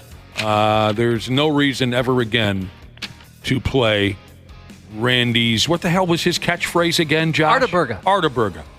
Why is that? It's a thing of the past because Dana just created ma kama. Yeah, I just gong showed that, man. We need that to be our new catchphrase here on the show. Ma kama. That's our rally. Wapple, you know how to go back and piece together old audio, right? Mm-hmm. Do you have it already? No, I'm trying to get it right now. Dana was trying to read a traffic report a minute ago, and his teeth all fell out at once or something. My brain and my computer glitched all at the same time. And he came up with ma come on. So, I think I was trying to say, oh, man, come on. Artaburga, great bit. Loved it for years. Yes. Totally unnecessary from this point forward. The new bit is ma, come on. It's kind of Thank fun. you. Sometimes you can hear Dana's brain shut down. Consonants, they don't exist in his world. Right. Also, spaces between words don't exist. It's a lot of fun hearing what's going on. It's an adventure around here. If you're an audio guy, there's no transients in the waveform when Dana talks. There's nothing. It's just very smooth. I don't know how the hell you got involved in this line of work. Years ago, Randy Shaver was trying to say Robert Parrish. We were playing, we were going through an episode of Dad Fights, a little trivia contest, Randy and Brad. So he's trying to rush to get the answer out. Yes. I remember this like it was yesterday. You were trying to say Robert Parrish, and instead you said Artaburga. We had a hell of a lot of fun with that. And I think he argued to try to get the point, too. I'm pretty sure. Probably did. He probably thought that was close enough. Same but consonants are in Artaburger as they are Robert Parrish, so why not? Now we're going, ma, come on. Delivery driver Shiza said, Dana, when that happened, she heard the Windows shutdown noise. Yeah, your operating system crashed. It did. Yeah, it happens around here. Okay, Randy Shaver, Brad Ryder, holler at us, Wappa, when you get that ready, because this is going to be friggin' fun. It might take a while. I'm not in any hurry. I'm not in any friggin' hurry. Look at him. He's all stressed out over there. Yeah, I am. Can you turn this up thing. over here? What? Turn this thing up over Turn here. Josh's thing up. Wappo, it ain't no thing but a chicken wing on a string from Burger King. Take your time. What do we got going on, you dirty bastard? Oh, my God. You know what we were talking about earlier? Today is the 29th birthday Yesterday. Okay. Yesterday was the 29th birthday of eBay. 1995. I can't recall. 5. Whatever 29 years ago was. Yesterday. Someone flipped the on switch on eBay. And this is all very new to me. I'm not the kind of guy that shops online. I wouldn't have the first idea how to buy something online. Today was the first time I ever visited eBay because we were having a conversation. And Josh and Wapple and Dana are all very educated on how to buy. They've been there. They've sold things. They've bought things. I wanted to get Randy Shaver and Brad Ryder's take. Do either one of you have any experience with eBay? Never bought a thing on eBay. What about sold something? No. Okay. I'm with Brad. I've never done either or on eBay. Yeah. It's you guys are kind of old for that, I guess. And I was wondering if maybe you did, Randy, because you like collectibles and things like that, sports merchandise. I mean, I've looked on sites like that. I mean, but I've never purchased anything. I mean, for the younger people, I think it's just an automatic, Sure. For guys like you, by the time eBay came around, you had other things to worry about. I mean, I think, my kids are very active on Facebook Marketplace. Yeah, so are mine. Yeah, they're always looking for deals, and you have to be careful about those things because sometimes the pictures aren't really what you're getting. But I think it's more of a young person thing right now than for me. I think you're asking for trouble if you're buying memorabilia, especially on eBay. Come on. Josh was saying earlier, see, I'm trying to make it a new thing. Josh was saying earlier that since eBay came out 29 years ago, now there are many, many different similar websites. Yeah. You mentioned Facebook Marketplace. What was some of the ones you mentioned earlier, Josh? Well, some of these aren't necessarily bidding sites, but specific to certain interests. Like I mentioned, if you like music gear and stuff like that, Reverb.com is very popular. Or some of the bigger retailers like a Guitar Center or Sweetwater, they'll sell used gear on their website. But I don't know that you can make an offer on some of that. Okay. I'm not sure. Maybe you can. I guess I'm not 100% sure. 29 years ago, they flipped the switch on that eBay. Yeah, I bought a couple things here and there. Yeah. But we were talking stories earlier about people we know who got scammed. Like, Wappa, was it you or Dana were talking about the Xbox? That was me. That was Dana. Yeah, Dana, you should tell that story again. That was good. A buddy of mine, when we were in college, when the Xbox 360 came out, which was the second version of the Xbox. It was incredibly popular. Lines around the block. You couldn't find one anywhere. So he's desperate, so he bought one on eBay, spent tuition money that he needed for tuition, actually. About $1,000, I believe it was, for an Xbox 360. But the listing was an Xbox 360 box. So he just bought an empty Xbox box. Geez. Didn't pay attention. Oh, jeez. And there's nothing he could do about it because the listing was legit. The guy was just selling an Xbox 360 box. That's a hell of a ripoff, and as I said earlier, a great way to make $1,000. Listeners are texting in with some of their adventures on eBay. Someone said earlier this morning that they buy their auto parts off of eBay. That's just fascinating to me. Here's a listener by the name of Robert who said he just made his first purchase on eBay last weekend. He got a lawnmower part. Yeah, people were saying ATV parts. I have a lot of parts. F me. Isn't that something? And some really usually difficult things to sell. To find. You can see on eBay. Like I know our engineers would buy parts for equipment on that. Really? There's not... most radio stations are upgrading their equipment. So as they do that, they'll sell their old stuff. We're buying outdated equipment. Right. The kind of thing where a board might start on fire in the middle of a show. This place is just really honestly held together by gum and hair. That's what the equipment we have here is held together by gum and hair and dried liquids. We have a production studio that we do a lot of our prep work before and after the show, and audio editing, that type of thing. And we know it's going away, but nobody knows when it's going away.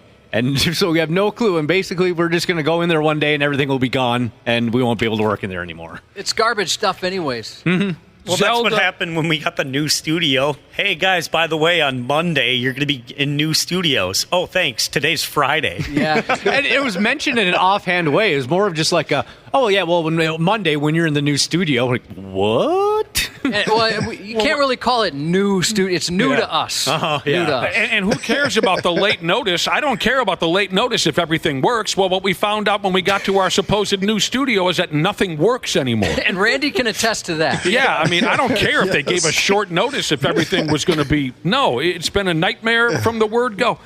Zelda Master Jesus used eBay last year to help complete his collection of Homer hankies. Oh, cool. Thanks to eBay, Zelda Master Jesus says, I now own all of the Homer hankies.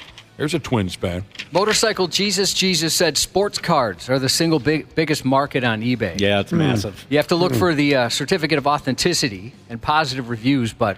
Irish Motorcycle Jesus. Yeah, so I know that the sports memorabilia is really big on that. But I would worry, too, about how authentic it is. That's really interesting. There's local retailers you can get that stuff from. I'm going to start hanging out on eBay. I'll let you know what I find.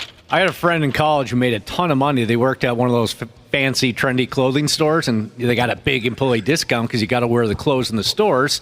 So he'd buy up a bunch of clothes and then just sell it all on eBay for regular market value.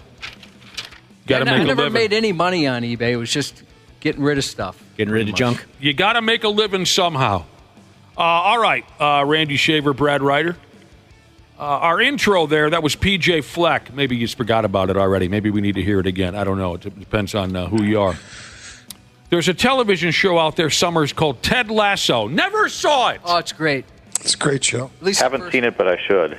So you guys will have to help me out. Word is head football coach P.J. Fleck over there at the University of Minnesota. His Week 2 message to the Golden Gopher Club was inspired by the Ted Lasso show. The message is, be a goldfish. And the gimmick there is that goldfish only have a 10-second memory. It's a goldfish. You know why? No. It's got a 10-second memory. Be a goldfish, Sam. There's a perfect example. Did you see when I pressed the button versus when the audio started playing? No. But I'm sure it was. I took a nap in between. You saw that, Waffle? Yeah, Josh is freaking out. Like, why is it not playing? What the hell? I didn't know this about P.J. Fleck. It says here he usually gives his team different messages for every game. They're related to pop culture, a book he's read, or something that might be relatable. He's cute like that. This person here says, Ted Lasso's the only show I've ever truly been disappointed it was over. They might have a new season. Yeah, it might be coming back. But you see that Believe poster a lot, right? Mm-hmm. The over doors. I've seen that on, I can't remember, was it Hard Knocks recently? One of them, they have that. I got one in the basement. What are we talking about? There's from the show. They put Ted Lasso puts a Believe picture over. Was it over a door or on the wall? Did you say, Dana? Did you say your basement or your bedroom? My basement. But that's not a bad idea. I'm not going in the bathroom too. Someday. Believe is the word. Yeah, you might have seen it. Like it's a yellow poster, kind of crooked. Usually people put it up. Okay, that's Ted Lasso. Golden Gophers' next game is Saturday against the Rhode Islanders. The new Gopher quarterback, Cliff. Max Brosmer. Biff. Brosmer. Biff Brosner.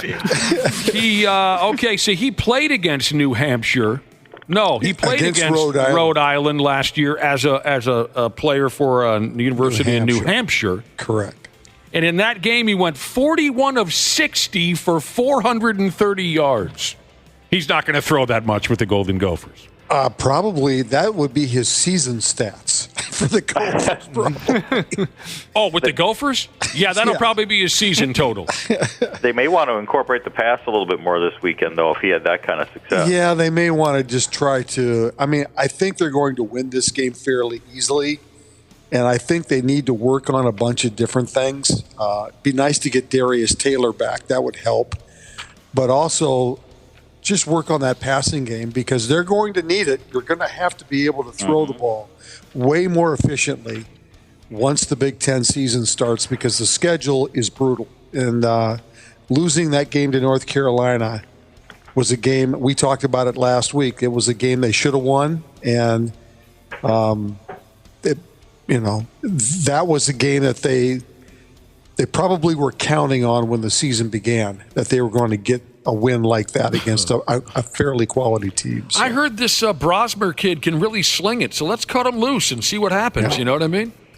Ask me about CrossFit. Jesus said P.J. Fleck, what he meant was the season's down the toilet like a goldfish. Oh, no. No. Yeah, it's over. You might be honest. I did notice the Big Ten went 17-1 last week. The only one was the Gophers. Yep. That's true.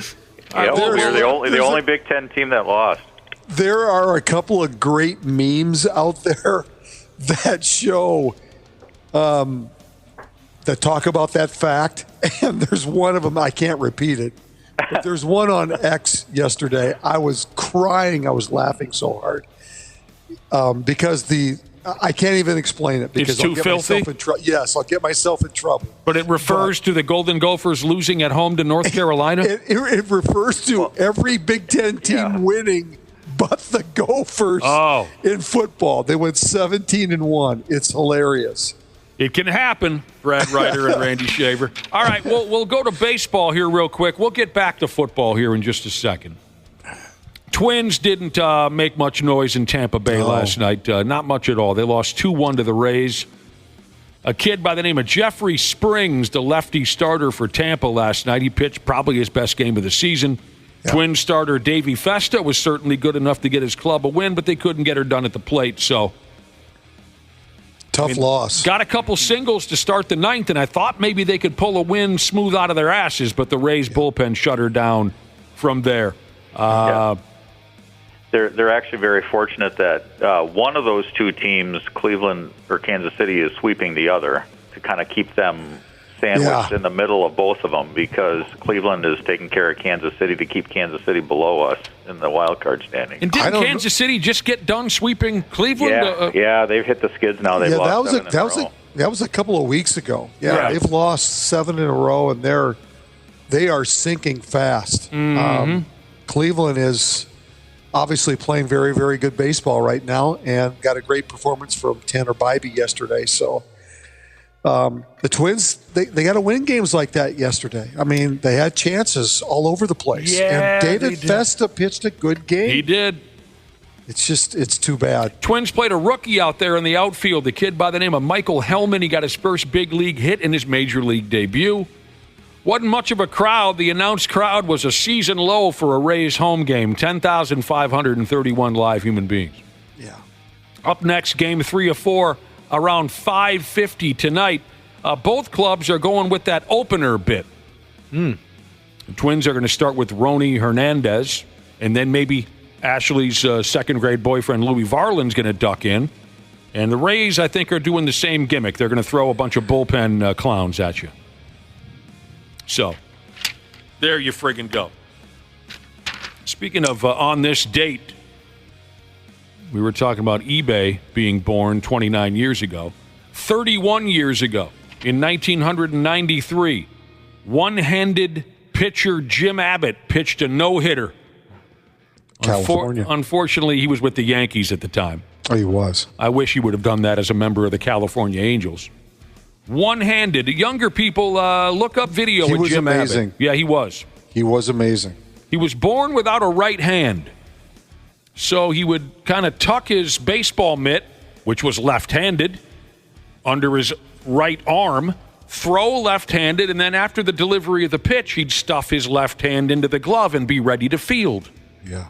It was something to watch, and he was a really exceptional lefty for quite a stretch of time. I really loved watching Jim Abbott. Yeah. So it was 31 years ago. He had his big moment against the Cleveland Indians, threw a no-hitter. It was actually fun watching him field. I mean, you'd see teams try to bunt on him, and he could get that glove off and switch that glove in a split. And he'd look at the he'd usually look at the other team dugout, and he wouldn't say anything, but he'd have an expression on his face that led you to believe he was thinking, "I was born without my right hand. I've done this before, you pricks." Right. You know what I mean? They try to get a sneaky one in on him. Just to be able to protect yourself on the mound and switching that glove to be able to put that glove on after you throw is an amazing feat. Yep, he was fun to watch. The Paris Paralympics are happening, or did it end already? I was looking for it last night. I didn't see anything. I think it's probably ended already. Is it over already? Yeah, I thought it was done. Oh, for Christ's sake. No wonder. About a week after the regular Olympics. Oh, I thought. I wanted to watch some last night, and no wonder I couldn't find it. It's over already? Oh, no, it says it goes through the 8th here. Okay. Yeah, I thought it was done. All right. I'll try again tonight. I just wanted to bring this character up. There's an Iranian volleyball player. There's no way I'll be able to pronounce his name. His first name is Morteza. That's as far as I'll go with that. An Iranian volleyball player, a dude named Morteza. He is 8'1" and is the second tallest man in the world. 8'1". Wow. Now, unfortunately, he has a disability, one of his or both of his legs. He's seated when he plays volleyball, from what I found on my computer this morning. But on his feet, he's the second tallest man in the world. So wait a second. Yes. So he plays volleyball sitting down? That's what it looks like to me because of some leg problems. Oh, I suppose. Well, that's why he's in the Paralympic Games. Right. Sure. Right. But when he's able to get on his feet, he's 8'1". 8'1". That stuff just throws me when I hear stuff like that. And the second tallest man in the world? Someone find out how tall the tallest man in the world is. Does he have him beat by quite a bit? When he's in that wheelchair, I wonder, and he's got his arms straight up, how tall he would be. Like, what's the equivalent? He could dunk on me and you. Yeah, I would think so. Right? Yeah. But if he played in the NBA, they'd spot him up beyond the three-point line today. So, the world's tallest man is 8'11". No, he is not. Seriously? Yeah, it was in 1918. No. I think he means we're talking currently. about right now. Living, it's a Turkish farmer who's 8'2". Oh, my God. How does he get any farming done? He'd bend over and just fall right on his face. He goes by the name of Sultan Kosin. Is that the name that he goes by the name of? Yes. Yeah, like how would he fit in one of those tractors or something like that? I don't know. Sunroof, I guess. But you're telling me there was a man in 1918 who was 8'11"? Yep. That is... Yeah, I don't know how that farmer... That's insane. John Deere better make him a special tractor with a hell of a roof on it, with a hell of a lid on it, if you're going to do some farming at 8'2", the tallest man in the world today. Okay, he also had the longest pecker? The world's tallest man. I think that goes to Tommy Lee. He had the world's largest hands also. Hands? At 12 inches. Oh, Josh, there is photos of him driving with his head on the sunroof. Oh, really? Yeah. Uh-huh. You're talking about the farmer. He's driving a tractor? Yeah, you kind of have to, I would think. No, he's driving like a red car, and he's just got his head poking out of the sunroof. That's how he gets around. What a pimp. All right, gentlemen, ESPN simulated the 20+24 NFL season, and in their simulation, the Vikings won 4 games. Oh, 4 games. Good for the worst record in the league and the number 1 overall pick in the 20+25 draft. They're not going to be the worst team in the league. I'm just telling you what ESPN simulated. They are not going to be the worst team in the league. I don't know. Every other NFC in ESPN's... They are not going to be the worst team. They're about 1 or 2 injuries away from that. In ESPN simulation, every other NFC North team finished with double-digit wins and made the playoffs, even the Bears. No. I disagree with that, too. In their simulation, the Detroit Lions win the Super Bowl. Wow. That I kind of believe. Well, of course, they came 1 step away from getting there last year, right? That I kind of believe. I would imagine there are a lot of people picking the Detroit Lions out of common sense or just out of, what's the word I'm looking for, Josh? There's a word. I'm not sure. Like just the sentimental? Sentimental. That's exactly the word. Either sentimentally or otherwise. Wouldn't that be amazing if the Lions won the Super Bowl? Well, let me ask you this. That would be amazing. I'd want the Lions to. Pardon me, Josh? I said if the Vikings don't, I'd want the Lions to. And then every Vikings fan would be pulling their hair out. Oh, pulling their hair out. I'm glad you guys are talking about this. I'm glad this all played out the way it did. It's the end of this article about ESPN's simulation of this upcoming miserable NFL season. They said the Lions won the Super Bowl in their simulation. And the article ends with this. Needless to say, the Lions winning a Lombardi trophy before the Vikings would cut some Vikings fans deeply. And I thought, really? Vikings fans wouldn't feel good for the Lions? No. Why not? Because the Vikings have never won one, and the Lions have always been... The Lions have never been to one. For 3 decades, they've been the butt of every joke, and they end up winning one before we do. But wouldn't it be more laughable? Cuts fans deeply sounds kind of dramatic. Josh just said he'd be happy. I think it would. I can totally understand the Packers or the Bears winning a Super Bowl pissing off Vikings fans because but they have already before. They've done that already. Yes, I don't care if the Bears and Packers alternate Super Bowl victories every year for the next 30 years. I can understand why it would piss off Vikings fans because those are their arch rivals. In my opinion, I think Vikings fans should feel good for the Lions because they have been a trash can for 50 years. I would feel great for the Lions. I think it would be fun to watch that happen because they've never even been to the Super Bowl. That's the thing that would just tick off Viking fans. Okay. Is that the Lions actually, A, get to the Super Bowl, and B, win it.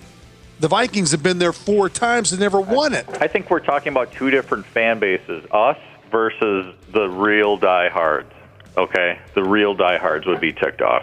Oh, yeah. Well, then the real diehards need to loosen up a little bit because if the Detroit Lions win the Super Bowl, you should feel friggin' good for them. I'm going off Josh's take. Yeah, why not? I guess I don't get it. I don't understand why you'd be so... I hear your arguments, but it's weird to me. I mean... It's like I'd rather see them in the Super Bowl than a lot of other teams. Yeah. Oh, well, they almost got there last year. We were excited for that possibility. Mm-hmm. And but I didn't sense any bitterness amongst Vikings fans when I thought all of the Vikings fans that I know, and I am talking about some hardcores, Brad Ryder, they were excited for the Lions. I have a feeling if the Lions were to win the Super Bowl, the Viking fans, the real Viking fans like Brad talks about, they would not be very happy. Well, what if they beat the Chiefs? Well, maybe then. Yeah. Dude. I suppose. Yeah. To put an end to that friggin' evil? Hell yeah. Taylor you better. Swift on the sideline calling the defense. Speaking of... I just pulled up longest Super Bowl droughts were 3. Arizona 76 years, Detroit 66, Minnesota 63. Yeah, we're all aware of that. I mean, again, I am a recovering Vikings hardcore. Brad Ryder, Randy Shea. Arizona what? Arizona was in the Super Bowl. Years. But they were in the Super Bowl. Yeah, whatever. But they haven't won. Yeah, they haven't won one. Yeah, no, they haven't. Well, okay. I'm a recovering Vikings hardcore. I used to take this nonsense so seriously it was pathetic. I have always looked at the the Packers and the Bears as the arch rivals, and the Lions were always just there. And and my experience going to games at the old Metrodome, there was never any bitterness or smart-ass comments between Vikings fans and Lions fans. It was nothing. Well, that's because they always Can I finish my point? Can I finish my point? Yeah. There was always nastiness between Vikings fans and Bears fans, Vikings fans and Packers fans. That's why I think there's a difference in the overall feeling towards the Lions as opposed to the Packers and Bears. If you are a hardcore Vikings fan and your butt hurts that the Lions have finally done something for themselves, then you need to see a psychologist or something. You should be happy that they were a trash can for the bulk of their existence. I don't disagree with that thought process, but I still think that Viking fans, if the Lions were to go to the Super Bowl and win it in their first try, and the Vikings are still floundering and not being able to even get there again in X number of years, whatever it's been now, 50 years or whatever. Right. That would just tick off. There should be exceptions to that super fan dork mode. There should be exceptions. You should be able to say, okay, fine, good for them. I agree that the venom for the Detroit Lions is not the same as the other two teams. There never was any venom between the Lions. There never has been any venom between the Lions and the Vikings. That's not true. Ever. That's partially because the Lions have never really been any good until the last right. year. They've been terrible. All right, forget it. We need to move on. Brad is absolutely right. If the Lions were as good as the Packers have been over the last 20 years, even the Bears to some degree, there would be more of a... Well, of course there would be. Yeah. Has the benefit of flash photography, Jesus said, I've been a Vikings fan since 82. I'd celebrate a Lions Super Bowl, but not a dynasty, just a one-off. But I'd rather you drip battery acid on my junk than the Bears or Packers. Right. All right, let's move on. Who said something about Taylor Swift? I think that was Josh. Okay. Does this bother anybody? Word is I didn't watch. I didn't watch the video because I'm against things like this. The NFL released a hype video for the upcoming season that features Taylor Swift more than any actual NFL player. That is pretty funny. That is funny. I bet they did that intentionally, too. Sure they did. Why would they do that intentionally? Because that gets people to watch. Oh. Yeah. That whole thing is gets insane. people to watch, yes. Viking safety Cameron Bynum was named to BleacherReport.com's all underrated NFL team, if that does anything for you. The Vikings could use a few more Cam Bynums. They need some more guys who come out of nowhere. And the Vikings could use about 5 more Cam Bynums. Tomorrow, since tomorrow is the official beginning of another NFL season. Yeah, here we go.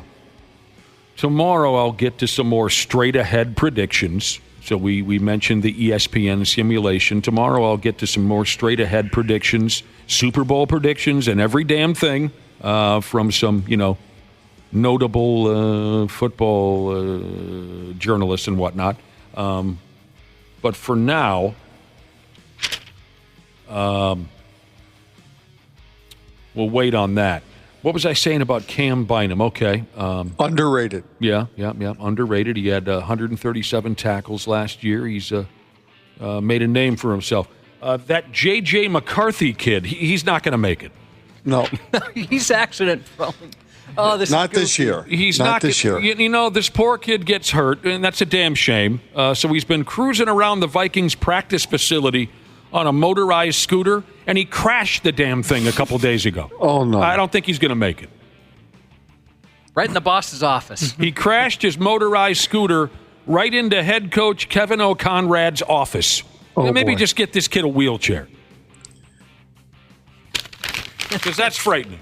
Oh, how embarrassing.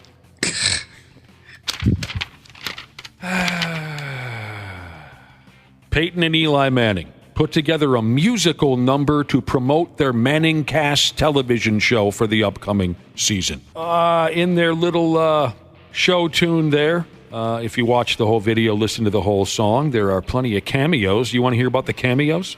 Sure. Oh, I bet it's hilarious. There are cameos from Scott Van Pelt, Robin Roberts, Jimmy's Kimmel. One's mug. What? Can we do that again? One's mug. Worse than I remember. I was wrong. It's not just ma kama. It's mock. One's mug. And that K at the end was fugum kamak. It was very Klingon of you. One's mug. Woman. If you're just tuning in, that's Dana a few minutes ago. We were expecting a professional broadcaster to read the traffic for us. Yeah, how long have you been in radio? But instead he said what, Wapple? One mock. Well, no, play the audio, you dummy. I don't need to hear your version of it. I've got it. One's mug.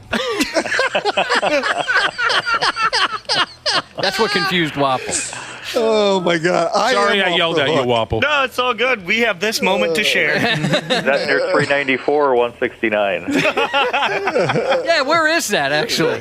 Volcano. Kamag Crosstown. That's our new catchphrase around here. Wimbayami? All right, again, the cameos in the Eli and Peyton Manning show tune to promote their show that I lost interest in almost immediately, called Manningcast. Scott Van Pelt, Robin Roberts, Jimmy's Kimmel. One's mug. That sick effing stalker Adam Schefter is in there. You know, no, it doesn't matter. You guys don't care. You're too busy.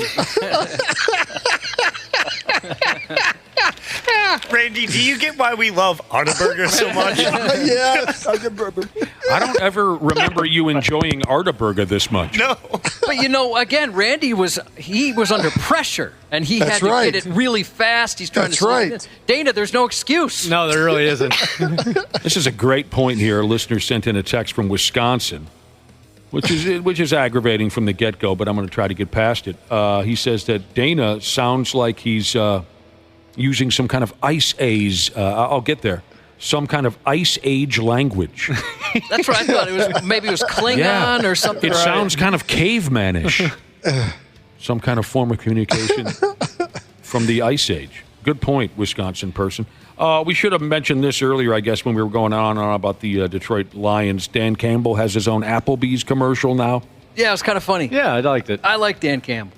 Welcome to Applebee's. Can I enter? Oh, I should mention he's covering his face with like the little pad that the menu.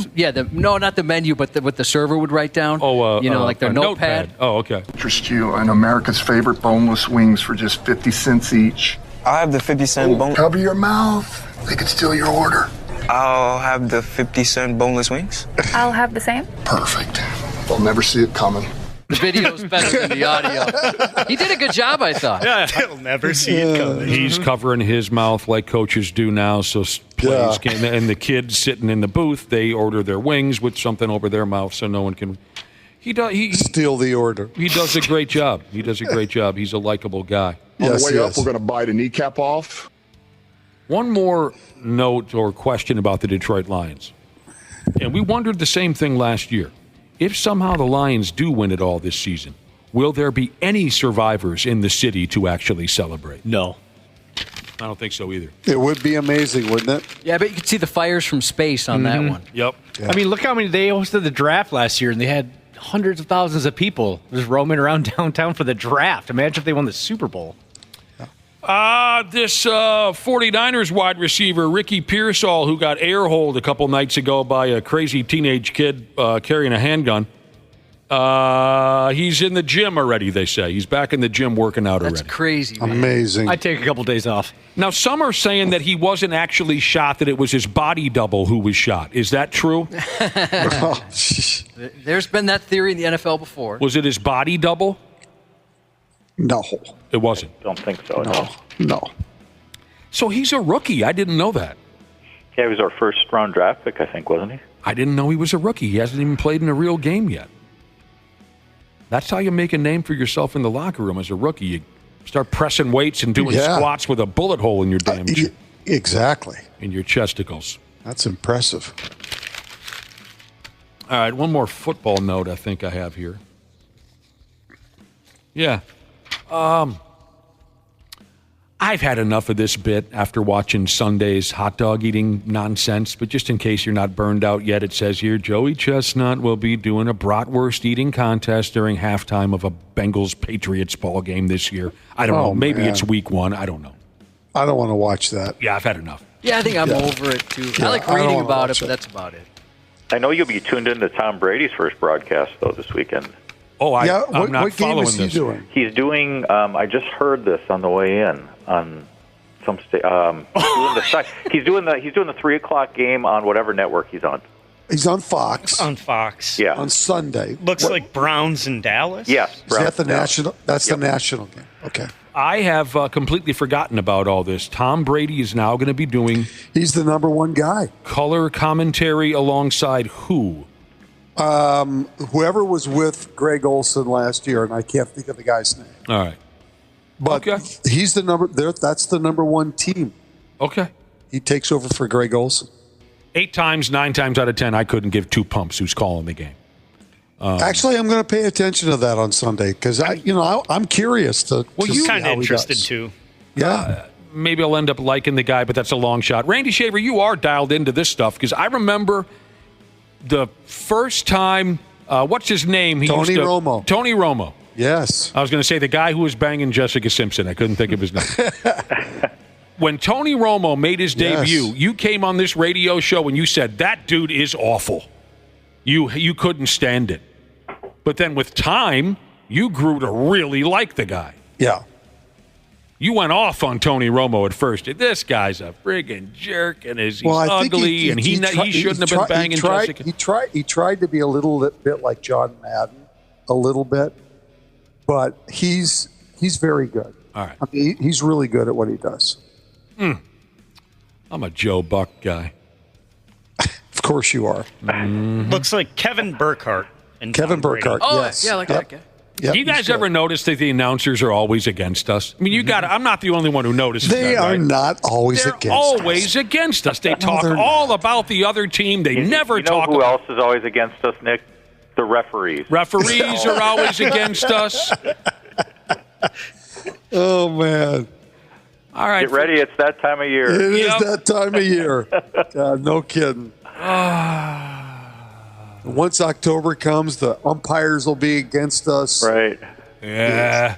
Yeah, we can't shake it, can we? And then when the NBA starts, those guys will be against us. Yep. Well, now, NBA officials are the worst on planet Earth. They are not the worst on planet Earth. Absolutely unwatchable morons, NBA officials. That is not true. I can't stand the sight of them.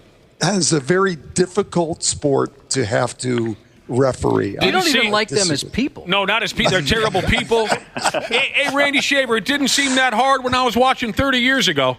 Now it's the most difficult friggin' process to watch. And they don't even have to call traveling. They're not even in charge of that anymore. You can shuffle your feet all friggin' day long. You can do a dance move until you're beyond the 3-point line and then hit a 3-pointer and they'll call you the greatest shooter of all time. Well, of course you're the great. You're able to separate yourself with 7 shuffles of your feet. Reggie Miller would have wanted that. Oh, man. You guys want to try something that could be fun together? Magic playing Machinist Jesus wants us to play Dana's bit backwards. He thinks, maybe there's an encrypted message. Well, that's the thing. He thinks that forwards it sounds like it's backwards. Yes. So here I've reversed it. Maybe it says blow me or something. Good idea. Wouldn't that? Yeah. Okay, I'm nervous. That would be something if he knows how to speak backwards, because he can't speak forwards. No. Dump it on us. All right, here we go. Let's hear it. That sounded like a different language. It sounds like he was chanting something. One mug. Yeah, that's the original there, and then here's the reverse.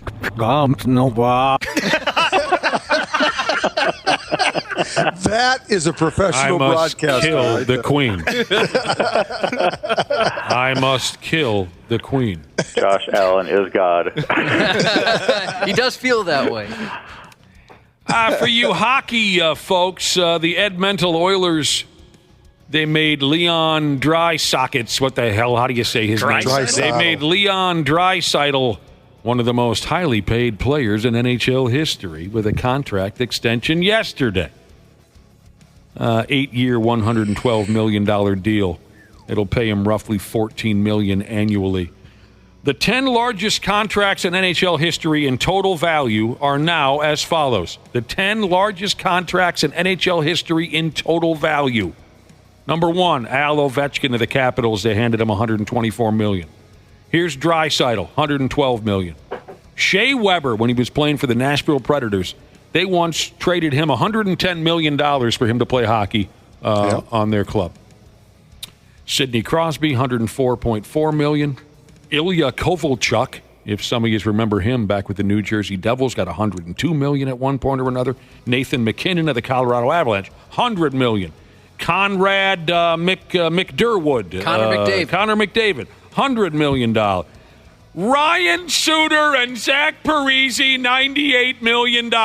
And I love bringing that up again. I do. I love it because the same people who openly masturbated over that deal when it was signed now can't stop whining about it. They can't stop. Love Zachy and Ryan Suter. Make that money, boys.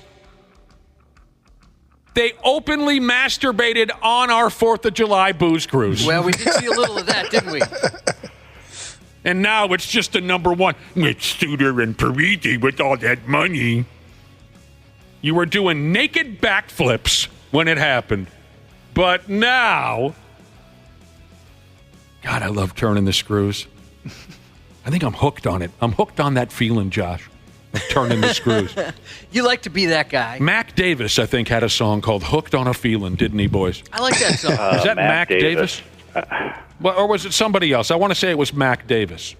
I don't think it was Mac Davis. Okay, I'm close, though. But I like Mac Davis.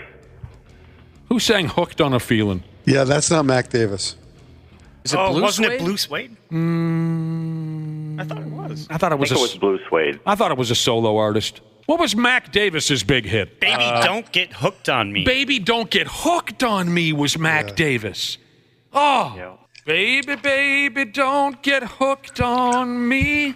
I would have had sex with Mac Davis if I had the chance. Ford Galaxy 1975. Yeah? Summer night. Who's sitting in the passenger seat, son? I'll never tell. Mac Davis, didn't he... He was in a football movie, right? Yes, he was. North Dallas 40. I think you're right. Something like that. He and Nick Nolte. Look that up for me, Wapple. He acted, too, Mac Davis. Yeah, he did. I wonder if he ever toured with Glenn Campbell. He's basically saying in that song that he's going to go out and get as much as he can. Ass? Yeah. Well, that's all they used to sing about in the 70s, exactly. Brad. It was all about. Yeah, you were right. It's North Dallas 40. Yeah. Dude. Yep. Good job. It was Nick Nolte, right? Yep. I bet they did a lot of cocaine on that movie set. All right, we got to get out of here, I guess. But I'll leave you with one more note. Personally, I don't get the tennis shoe thing, the hip-looking sneaker obsession for some people.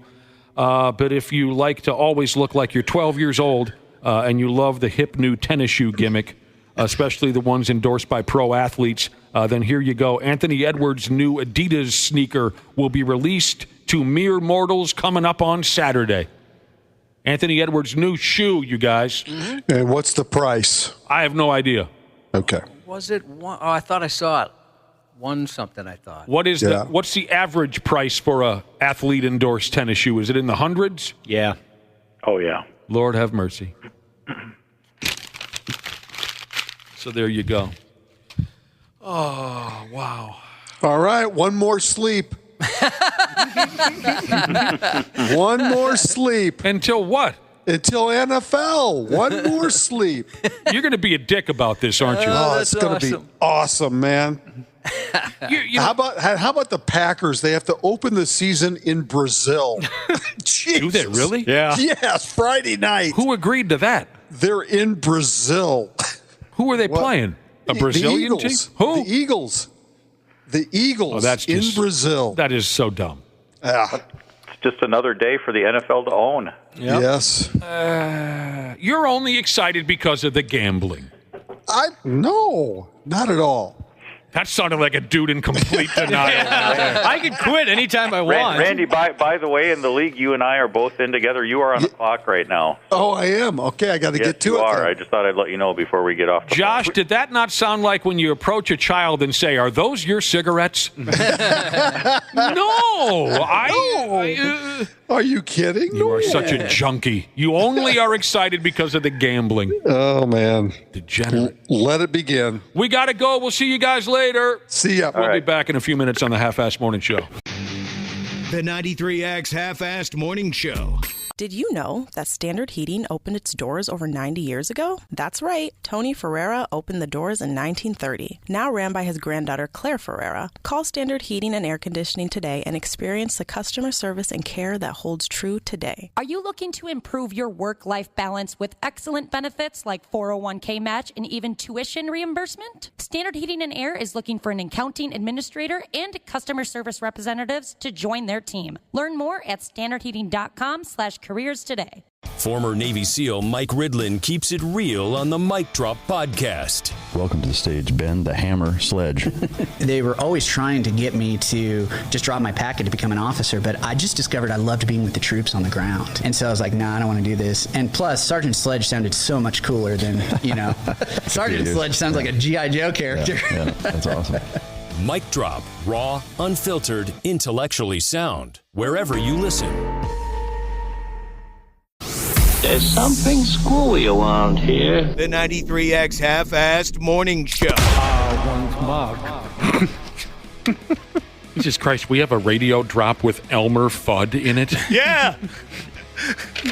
When did that come to be? Let's try to correct that. It was a couple weeks ago. No, that, I've played it a couple times already. I never noticed it. We're busy prepping things over here. We're going to delete that at the end of the show. Oh, man. We're going to delete that. We don't need an Elmer Fudd drop. You got to be kidding me. Welcome back to the show. I'll tell you what, we've been having a decent enough time around here. Hope you're doing well. And thank you, by the way, for listening to the Half-Assed Morning Show. By God, it means a lot to us. We're about 28 minutes away from saying, that's all, folks. I can't even believe that happened. Please clear some of this with us before we go live with it, Wapple. It just has to be... you can't win. It has to go through a series of channels, don't you think, Josh? Yeah, I mean, you want to give the kid... I actually didn't mind it at all, but I hear what you're saying. Here's a text message that I received. Good effort, Wapple. I'm trying to figure it out. And maybe you boys can help me out. Are you ready for this? Mm-hmm. It reads like this. I once dated a girl with the same name as my sister, but I wasn't allowed to say the name during sex because it reminded her of my girlfriend.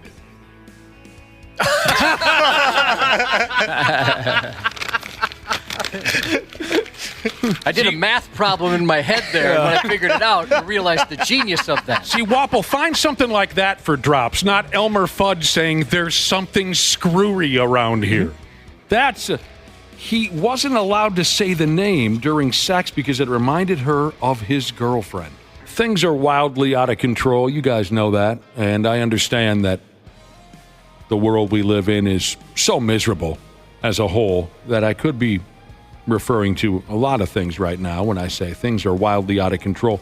What I'm referring to specifically is yesterday, Josh, September 3rd, I drove by a house that had a full Halloween display set up in their front yard, skis. Oh, really? Already? Headstones, cobwebs, scary characters, flashing lights, the whole schmear. I saw some Christmas items for sale the other day at a retailer, and I thought, boy, I mean, I know even Halloween, they were selling stuff late July into early August there. So did I sort of answer my own question here? Do you think the reason why we hop on holidays a good 2-3 months ahead of where we used to hop on holidays, as far as decorating your house and this and that, did I answer my own question? Is it because we live in such a miserable time right now that people just, they need it, they need that next distraction, they need that Like Elmer Fudd, that put a smile on a lot of people's faces, but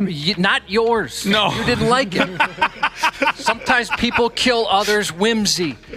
Yeah, it seems a little early to me, but I also would think, oh, that's kind of cool. I mean, like, I like to see that kind of thing, but it does seem a little early. September friggin' 3rd, and the lights were flashing, and the cobwebs were blowing in the wind, and the headstones were... I was walking out of the grocery store yesterday, and I stopped and did a double take. I noticed they had a rack of greeting cards, and because I'm like, that can't be right. I look. They have their Thanksgiving cards out for sale already. Well, like I said, there's Christmas stuff out. Yeah, I know. I just didn't know who's ever sent a Happy Thanksgiving card to somebody. Cancel Christmas. That's what I say. Cancel Christmas. What movie? Colors, 1988. Robert Duvall. Never seen Sean that movie Penn. yet. That was like, I was into those style movies back in the day. I just never saw one. Sean Penn, he's good. I was thrown by those Halloween decorations yesterday. Man, I laughed my ass off. Uh-oh. Here comes the Halloween is not a holiday text. Okay. Okay, what? That Halloween is not a holiday. Why not? It seems like every year we do get those texts. It's not an official holiday. I don't care. Yeah, that's one of those don't know, don't care Go situations. ahead and make that argument all you want. I don't care. Oh, man. Should we talk prostitution? Yeah. Yeah. I like that topic. Something you're very familiar with? So I've always been curious about. I've got friends who have hired someone in that profession before. I think if my wife left me, I could see if you could find somebody who's in that willingly and everything seems legit, I could see paying for something like that. How about you guys? Prostitution? Yeah. Yeah, if I got a few bucks laying around, I'll go for it. Yeah, sure. I couldn't. Why? Out of curiosity. Again, let's just say everything's on the up and up, right? This is what this person wants to do for a living. They're tested. You can wear a condom, things like that. I like to meet new people, Cubby. You know that. Yeah, and I like to boost the economy. When I can. Yeah, you're helping somebody out. Right. I'm sorry, Independent contractor. I know you want to get rid of American Jobs, Swapple, but that's not how I feel. Is it just too intimidating for you? I think so. You have an idea in your head as to what an escort or a prostitute or a sex worker or whatever they're called now. Yeah, now we'll get a text message on what the proper term is there. So nervous, and then the big dude's there watching you. The big dude's there watching you. Yeah, the security guard. Oh, sometimes they bring bodyguards? Yeah. Well, for some of us, that's a plus. You've got an idea in your head. You've seen movies and such that portray, a certain character. In the end, Wapple, it probably isn't as scary as you're making it out to be. But, everybody's got their own vibe. Everybody's different. And this person says, I'm an ex-sex worker, and there's no reason it shouldn't be allowed safely. An ex-sex worker? Yeah, I've kind of wondered. Can you text us back and tell us more about your career? Can we call you on the telephone? Because that text comes from what I believe to be a male. And that makes it even more interesting to me. Well, it's a Jesus name, but that doesn't... We've had females that have texted in Jesus' name. Yeah, so. right. I mean, I can't be sure, but it appears to be a male. They're getting back to us. I was a model from age 19. Well, what are you? Female, 29 years old now. Okay. Still interesting, but I thought it even more interesting coming from a dude. You don't hear those stories very often. I'm a dude sex worker or a former dude sex worker. Okay. No reason it shouldn't be allowed safely. Okay, yeah, I'll go along with that. So, yeah, people are talking about, Nevada. Certain parts of Nevada, it's legal. And they're appear to be all there willingly. So if that's the case, it is curious to me why. Even my wife agrees. We talked about this one time, and I thought, I might get in a little trouble here if I explain that, there is a drought where if she ever left me, I could see, hiring someone like that. So what did your wife say? I'm sorry? She thought the same thing. As long as it's on the up and up, who cares? And you were worried about what? I thought maybe she would feel opposite and I'd be in trouble. Oh. Ex-sex worker listening to our show. I love it. All right. What got you out of curiosity? Like what, why'd you leave? Yeah, okay, I guess because it's illegal maybe, and that kind of thing. Probably dangerous. Well, but okay, that could be. I mean, it's been going on illegally for centuries. Maybe there was some danger. Yeah, follow that for me, will you, Josh? I lost her text message. She said if it was legal, it would be safer for everyone. Now she's married and has a couple of kids. Oh. Prostitution versus dating. Which do you choose?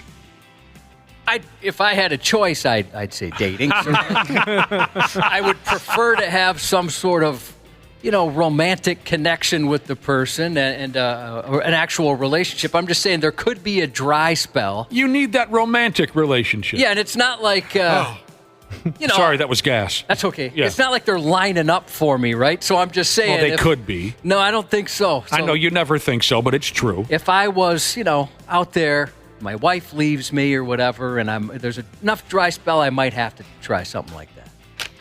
Or get a doll. There you go. Something like, sure. I think you get tired of the doll pretty quickly. You need the real friggin' thing. Possibly. Prostitution versus dating. The reason why this came up.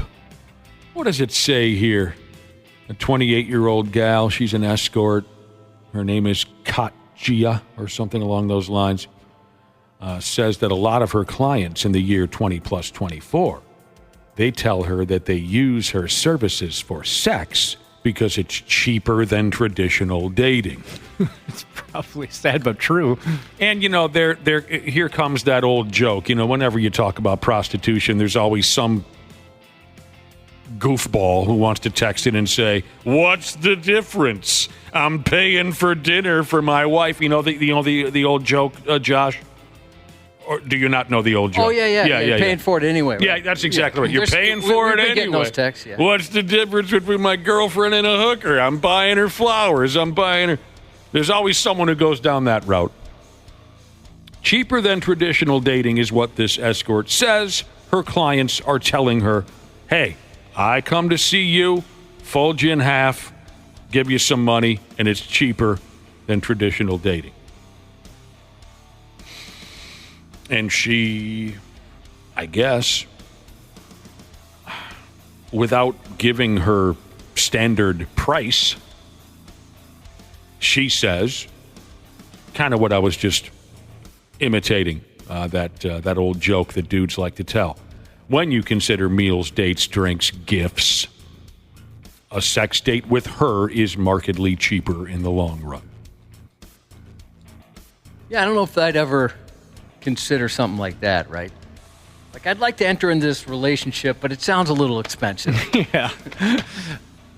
You want that romantic connection. You want that feeling of love. Of course. I'd much rather have a relationship. You know what else, according to this escort, Katjia, whose real name is probably Pam or something, but anyway, Katjia, she says, you know what else men are saving when they just come bend her over as opposed to dating? You know what else they save? Time. Sure. That's what you're looking for. You can kind of skip all the other stuff. We are obsessed with managing our time now. No one wants to relax for 2 minutes. It's go, go, go. Always on the run. It saves time. And sometimes it could just be, it's not just somebody looking to have an orgasm. They're lonely. Right? That's what you hear, at least. That's what I mean.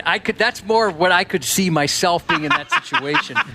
For sure, I'd want to, see a lady naked, but I could see where if it went on long enough, I'd be like, I need some sort of female companionship. That's how it plays out in the movies. I've never heard a real life story of the guy who goes, what movie is it where, oh God, Christ, Young Guns. Well, okay, so that's a documentary. Young Guns, Charlie goes into town to get laid, but instead he just wants to hug the lady. He just wants her to hold him. I've seen it in the movies. I haven't heard any real life stories.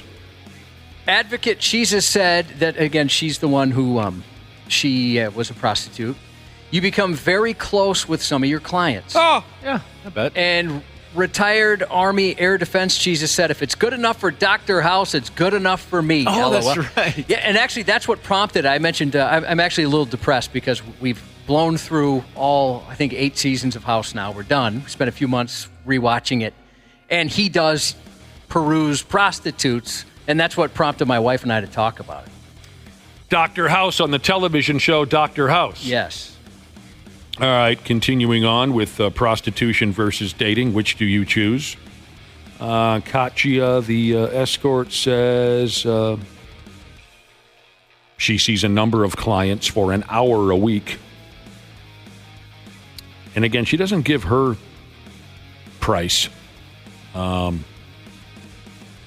But according to a recent study, the average date, and I don't know if they're trying to be cute with this, but they say the average date costs a little over $69. I would bet your hand in Katya more than $69 for this and that. But in general, people say that dating has become far too expensive. Everything's far too expensive in 20 plus 24. That's just how the world works. The cost of every damn thing goes up. And folks say they do worry about money when it comes to planning a date. Sure. I mean, that's something you factor in.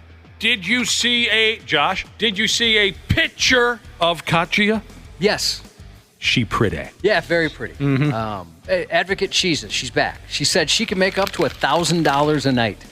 This is our listener who's a former escort. Yeah. $1,000 a night? That's impressive.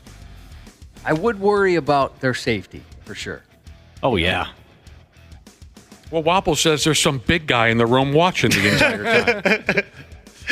I've seen that when you order in some strippers who might moonlight a little further, depending on how much cash you got at a bachelor party. I saw that once. The big burly dude shows up. He's all coked up. But I mentioned to you guys before, the bachelor party I was at, all the dudes were these big, giant, blown-up guys, and so was the security guy, but he was far smaller than the rest of them, and he walked in, and you could tell he's a little intimidated. Oh, so you were at a bachelor party, and all the dudes at the bachelor party were big weightlifting characters? They were big military guys, right? And then the bouncer came in and said, I probably can't take these fellas. Yeah, he looked around like, geez, I should have brought some backup. But I mean, these guys were good dudes. They weren't going to do anything. But what does he know when he's walking in there? I don't care. Prostitution can be legal. I don't care. I'm pretty. I don't bother myself with things like that. Go ahead. If it's going to be legal, whatever. People got to make a living, and I'm all for it. I know I've told this story before, but a buddy of mine who's never had any luck with ladies ever. This is many years ago. We were still pretty young, maybe mid to late 20s. Stopped by his place. My lonely friend who never had any luck with the ladies, and we're just jaw-jacking for a while, and I saw a phone number written down next to his home phone. This will give you an idea of how long ago this was. He's got a phone number written down next to his home phone, and it says, Missy. And we must have been on the topic of women because I think I remember my friend was, there's a word I'm missing here. He was upset. He was expressing his shame in never being able to. Lamenting is the word I'm going for. He was lamenting the fact that he just can't find a lady to date.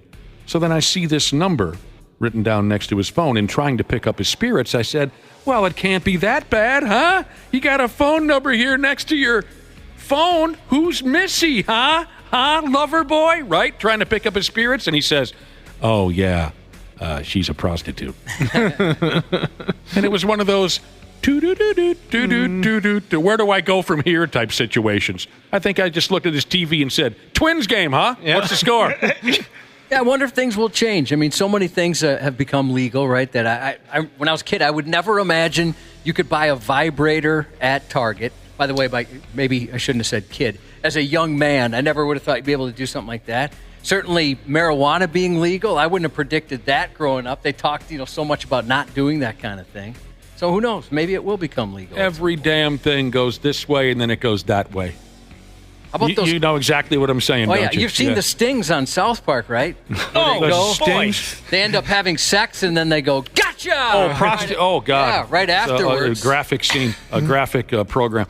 The 93X Half-Assed Morning Show. Oh, is that all the thanks I get for the native hot sex? Better. You got me with that one. And you don't even like that movie. One. I'm 1 for 2. No, that's not the greatest movie. Who was that again? Fat Bastard? Yep. From one of those Austin. We got to get the hell out of here in just a matter of minutes.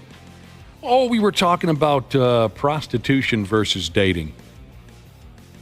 Which do you choose? What are you leaning towards? We got a lot of different opinions here coming in via our text message. You know, the cost. That was the conversation. Well, why would I spend this much money dating when I can just go see a prostitute and spend half what the... I don't friggin' know. Do whatever the hell you need to do. A lot of people texting in on this. The cost.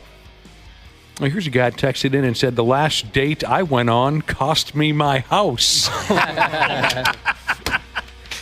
Oops. When you think of it that way, you break it all down. The last first date I went on, fast forward a few years or weeks or months or whatever, it cost me my house. Some of you have had some troubled relationships. Oh, I consider myself pretty lucky. Oh, I feel very lucky as well. Just, I've had friends who have not been as lucky, and it seems miserable. Man. You got any specifics behind that? I mean, I'm trying to think of... Because so do I. I have some friends who've gotten themselves involved in this and that, and I mean, it's just going to haunt them until the day that they die. But I'm trying to think of the worst-case scenario. I can't. I can't. This one was pretty good, in a bad way. Yeah. A friend of mine found out his wife was cheating, and it wasn't like he wasn't suspicious. There were no signs he picked up on. Nothing. It was complete shock. Yeah. And he finds out, she tells him, hey, I don't want to be with you anymore. We need to get a divorce. I've been dating a guy for a little while. And so he's shocked. And the dude ended up, they got separated, but they couldn't move out yet, right? They didn't have places to go. So they're living together, and the other guy moved in. Oh, no. For like 3 months until he could get a place. He saved up to get his own place. He's living with his still wife. Estranged wife is how they say it. And yeah. And then her boyfriend. Her boyfriend. He's got suitcases and a mattress. He comes and moves in. Yep. The new boyfriend. Was there any dialogue between your buddy and this new boyfriend? Were they forced? Oh, no, not at all. I'm sure they in passing, but yeah, he said he avoided them as much as possible. I mean, at the time he would stay at my place every once in a while, and he'd go try and bounce around between couches. But I hope this was a big house. Well, no. I mean, it was like so they had to pass each other in the hallway. Yeah. It wasn't a situation where the house was big enough to where your buddy could have had his own apartment type setup. I mean, it was like a 3-bedroom house. I don't know how many square feet, but not like a massive house. Just kind that's of a incredible. House. I don't think I could top that. And my buddies have been through some miserable situations. He's forced to live with the new boyfriend out of nowhere. He had no idea his wife was seeing this man. No, and this was from the time he found out to the time the guy moved in. I'm going to say 2-3 weeks. That's brutal. He's an even keel guy, but that's the most homicidal I've ever seen him. Oh my God! Can't really blame him either. Yeah. That's just awful. That's. I think I'd rather just live in a refrigerator box on the sidewalk. Although I would be way too proud to give up my house to this other guy, the new guy. That's a great story. I mean, so their marriage wasn't perfect, obviously, and he knew hey, things could be better, but no clue she was stepping out on him. None whatsoever. Oh, F me running. That's the way to end a program. That's a great friggin' story right there. I drive a Hyundai, but ride your dad. Jesus said, I'd be the next star of season 4, 5, and 6 of Snapped if that happened to me. I could see that too. Be a bloodbath. Yeah. Just 30 episodes of just what she's doing. Dude, can you imagine? Right? That could make even the most sane person insane, having to do something like that. I can't stop with this. Your story is so interesting to me. I mean, would you, if you are the new boyfriend, Josh, would you move in? Oh, no. No way. What the hell? Absolutely not.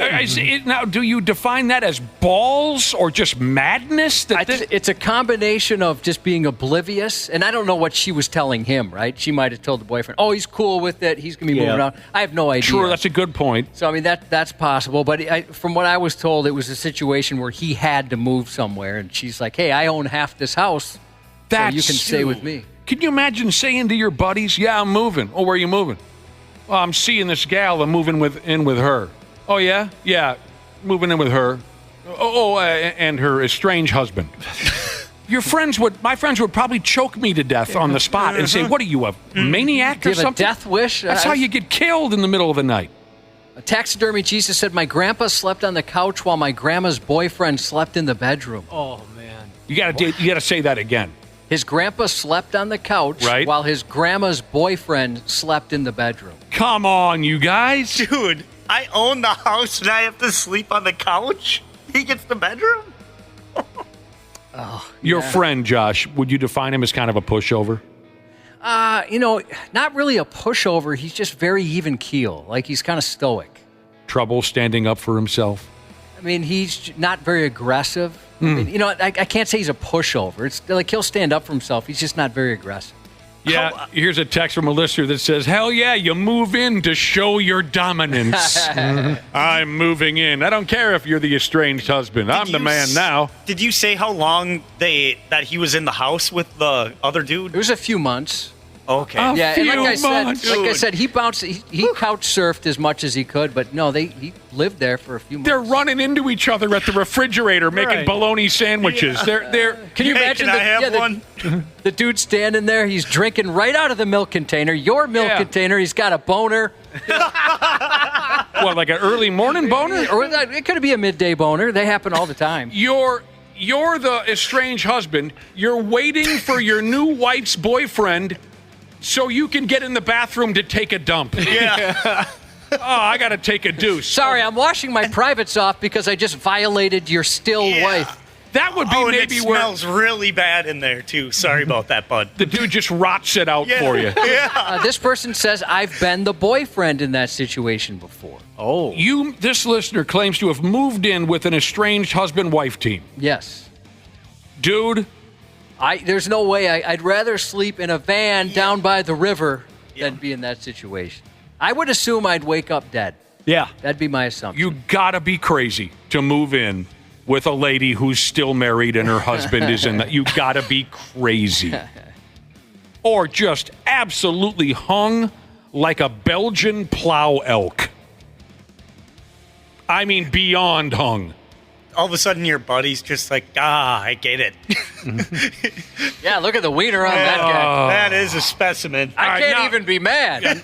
Now we really got to go, and I'm sorry I blew up. That was fun. I hate to bring the show down here, but we do want to send our thoughts to a good friend of the show, dog grooming, anal gland expressing Jesus. She's got to put her 18-year-old dog down today. And obviously, it's going to be a tough day for the family. We love you guys, and hopefully you're doing as best as possible. It's a tough time, obviously. Friday, September 20th, you can join the preferred members of the Half-Ass Morning Show on paddleford riverboats floating down the Mississippi with drinks, free food from Lucky's 13 Pub, and live music from our friends in Gel. Sponsored by Anytime Bail Bonds. You can get your tickets on 93x.com. The 93X Half-Ass Morning Show. 93. The 93X Half-Ass Morning Show podcast is sponsored by Standard Heating and Air Conditioning. New episodes drop each weekday. If your podcast platform has ratings, go ahead and give us 5 stars and maybe give our enemies 1. Thanks, and here's a word from our sponsor. Standard Heating and Air is looking for an accounting administrator and customer service representatives to join their team. Learn more at standardheating.com/careers today.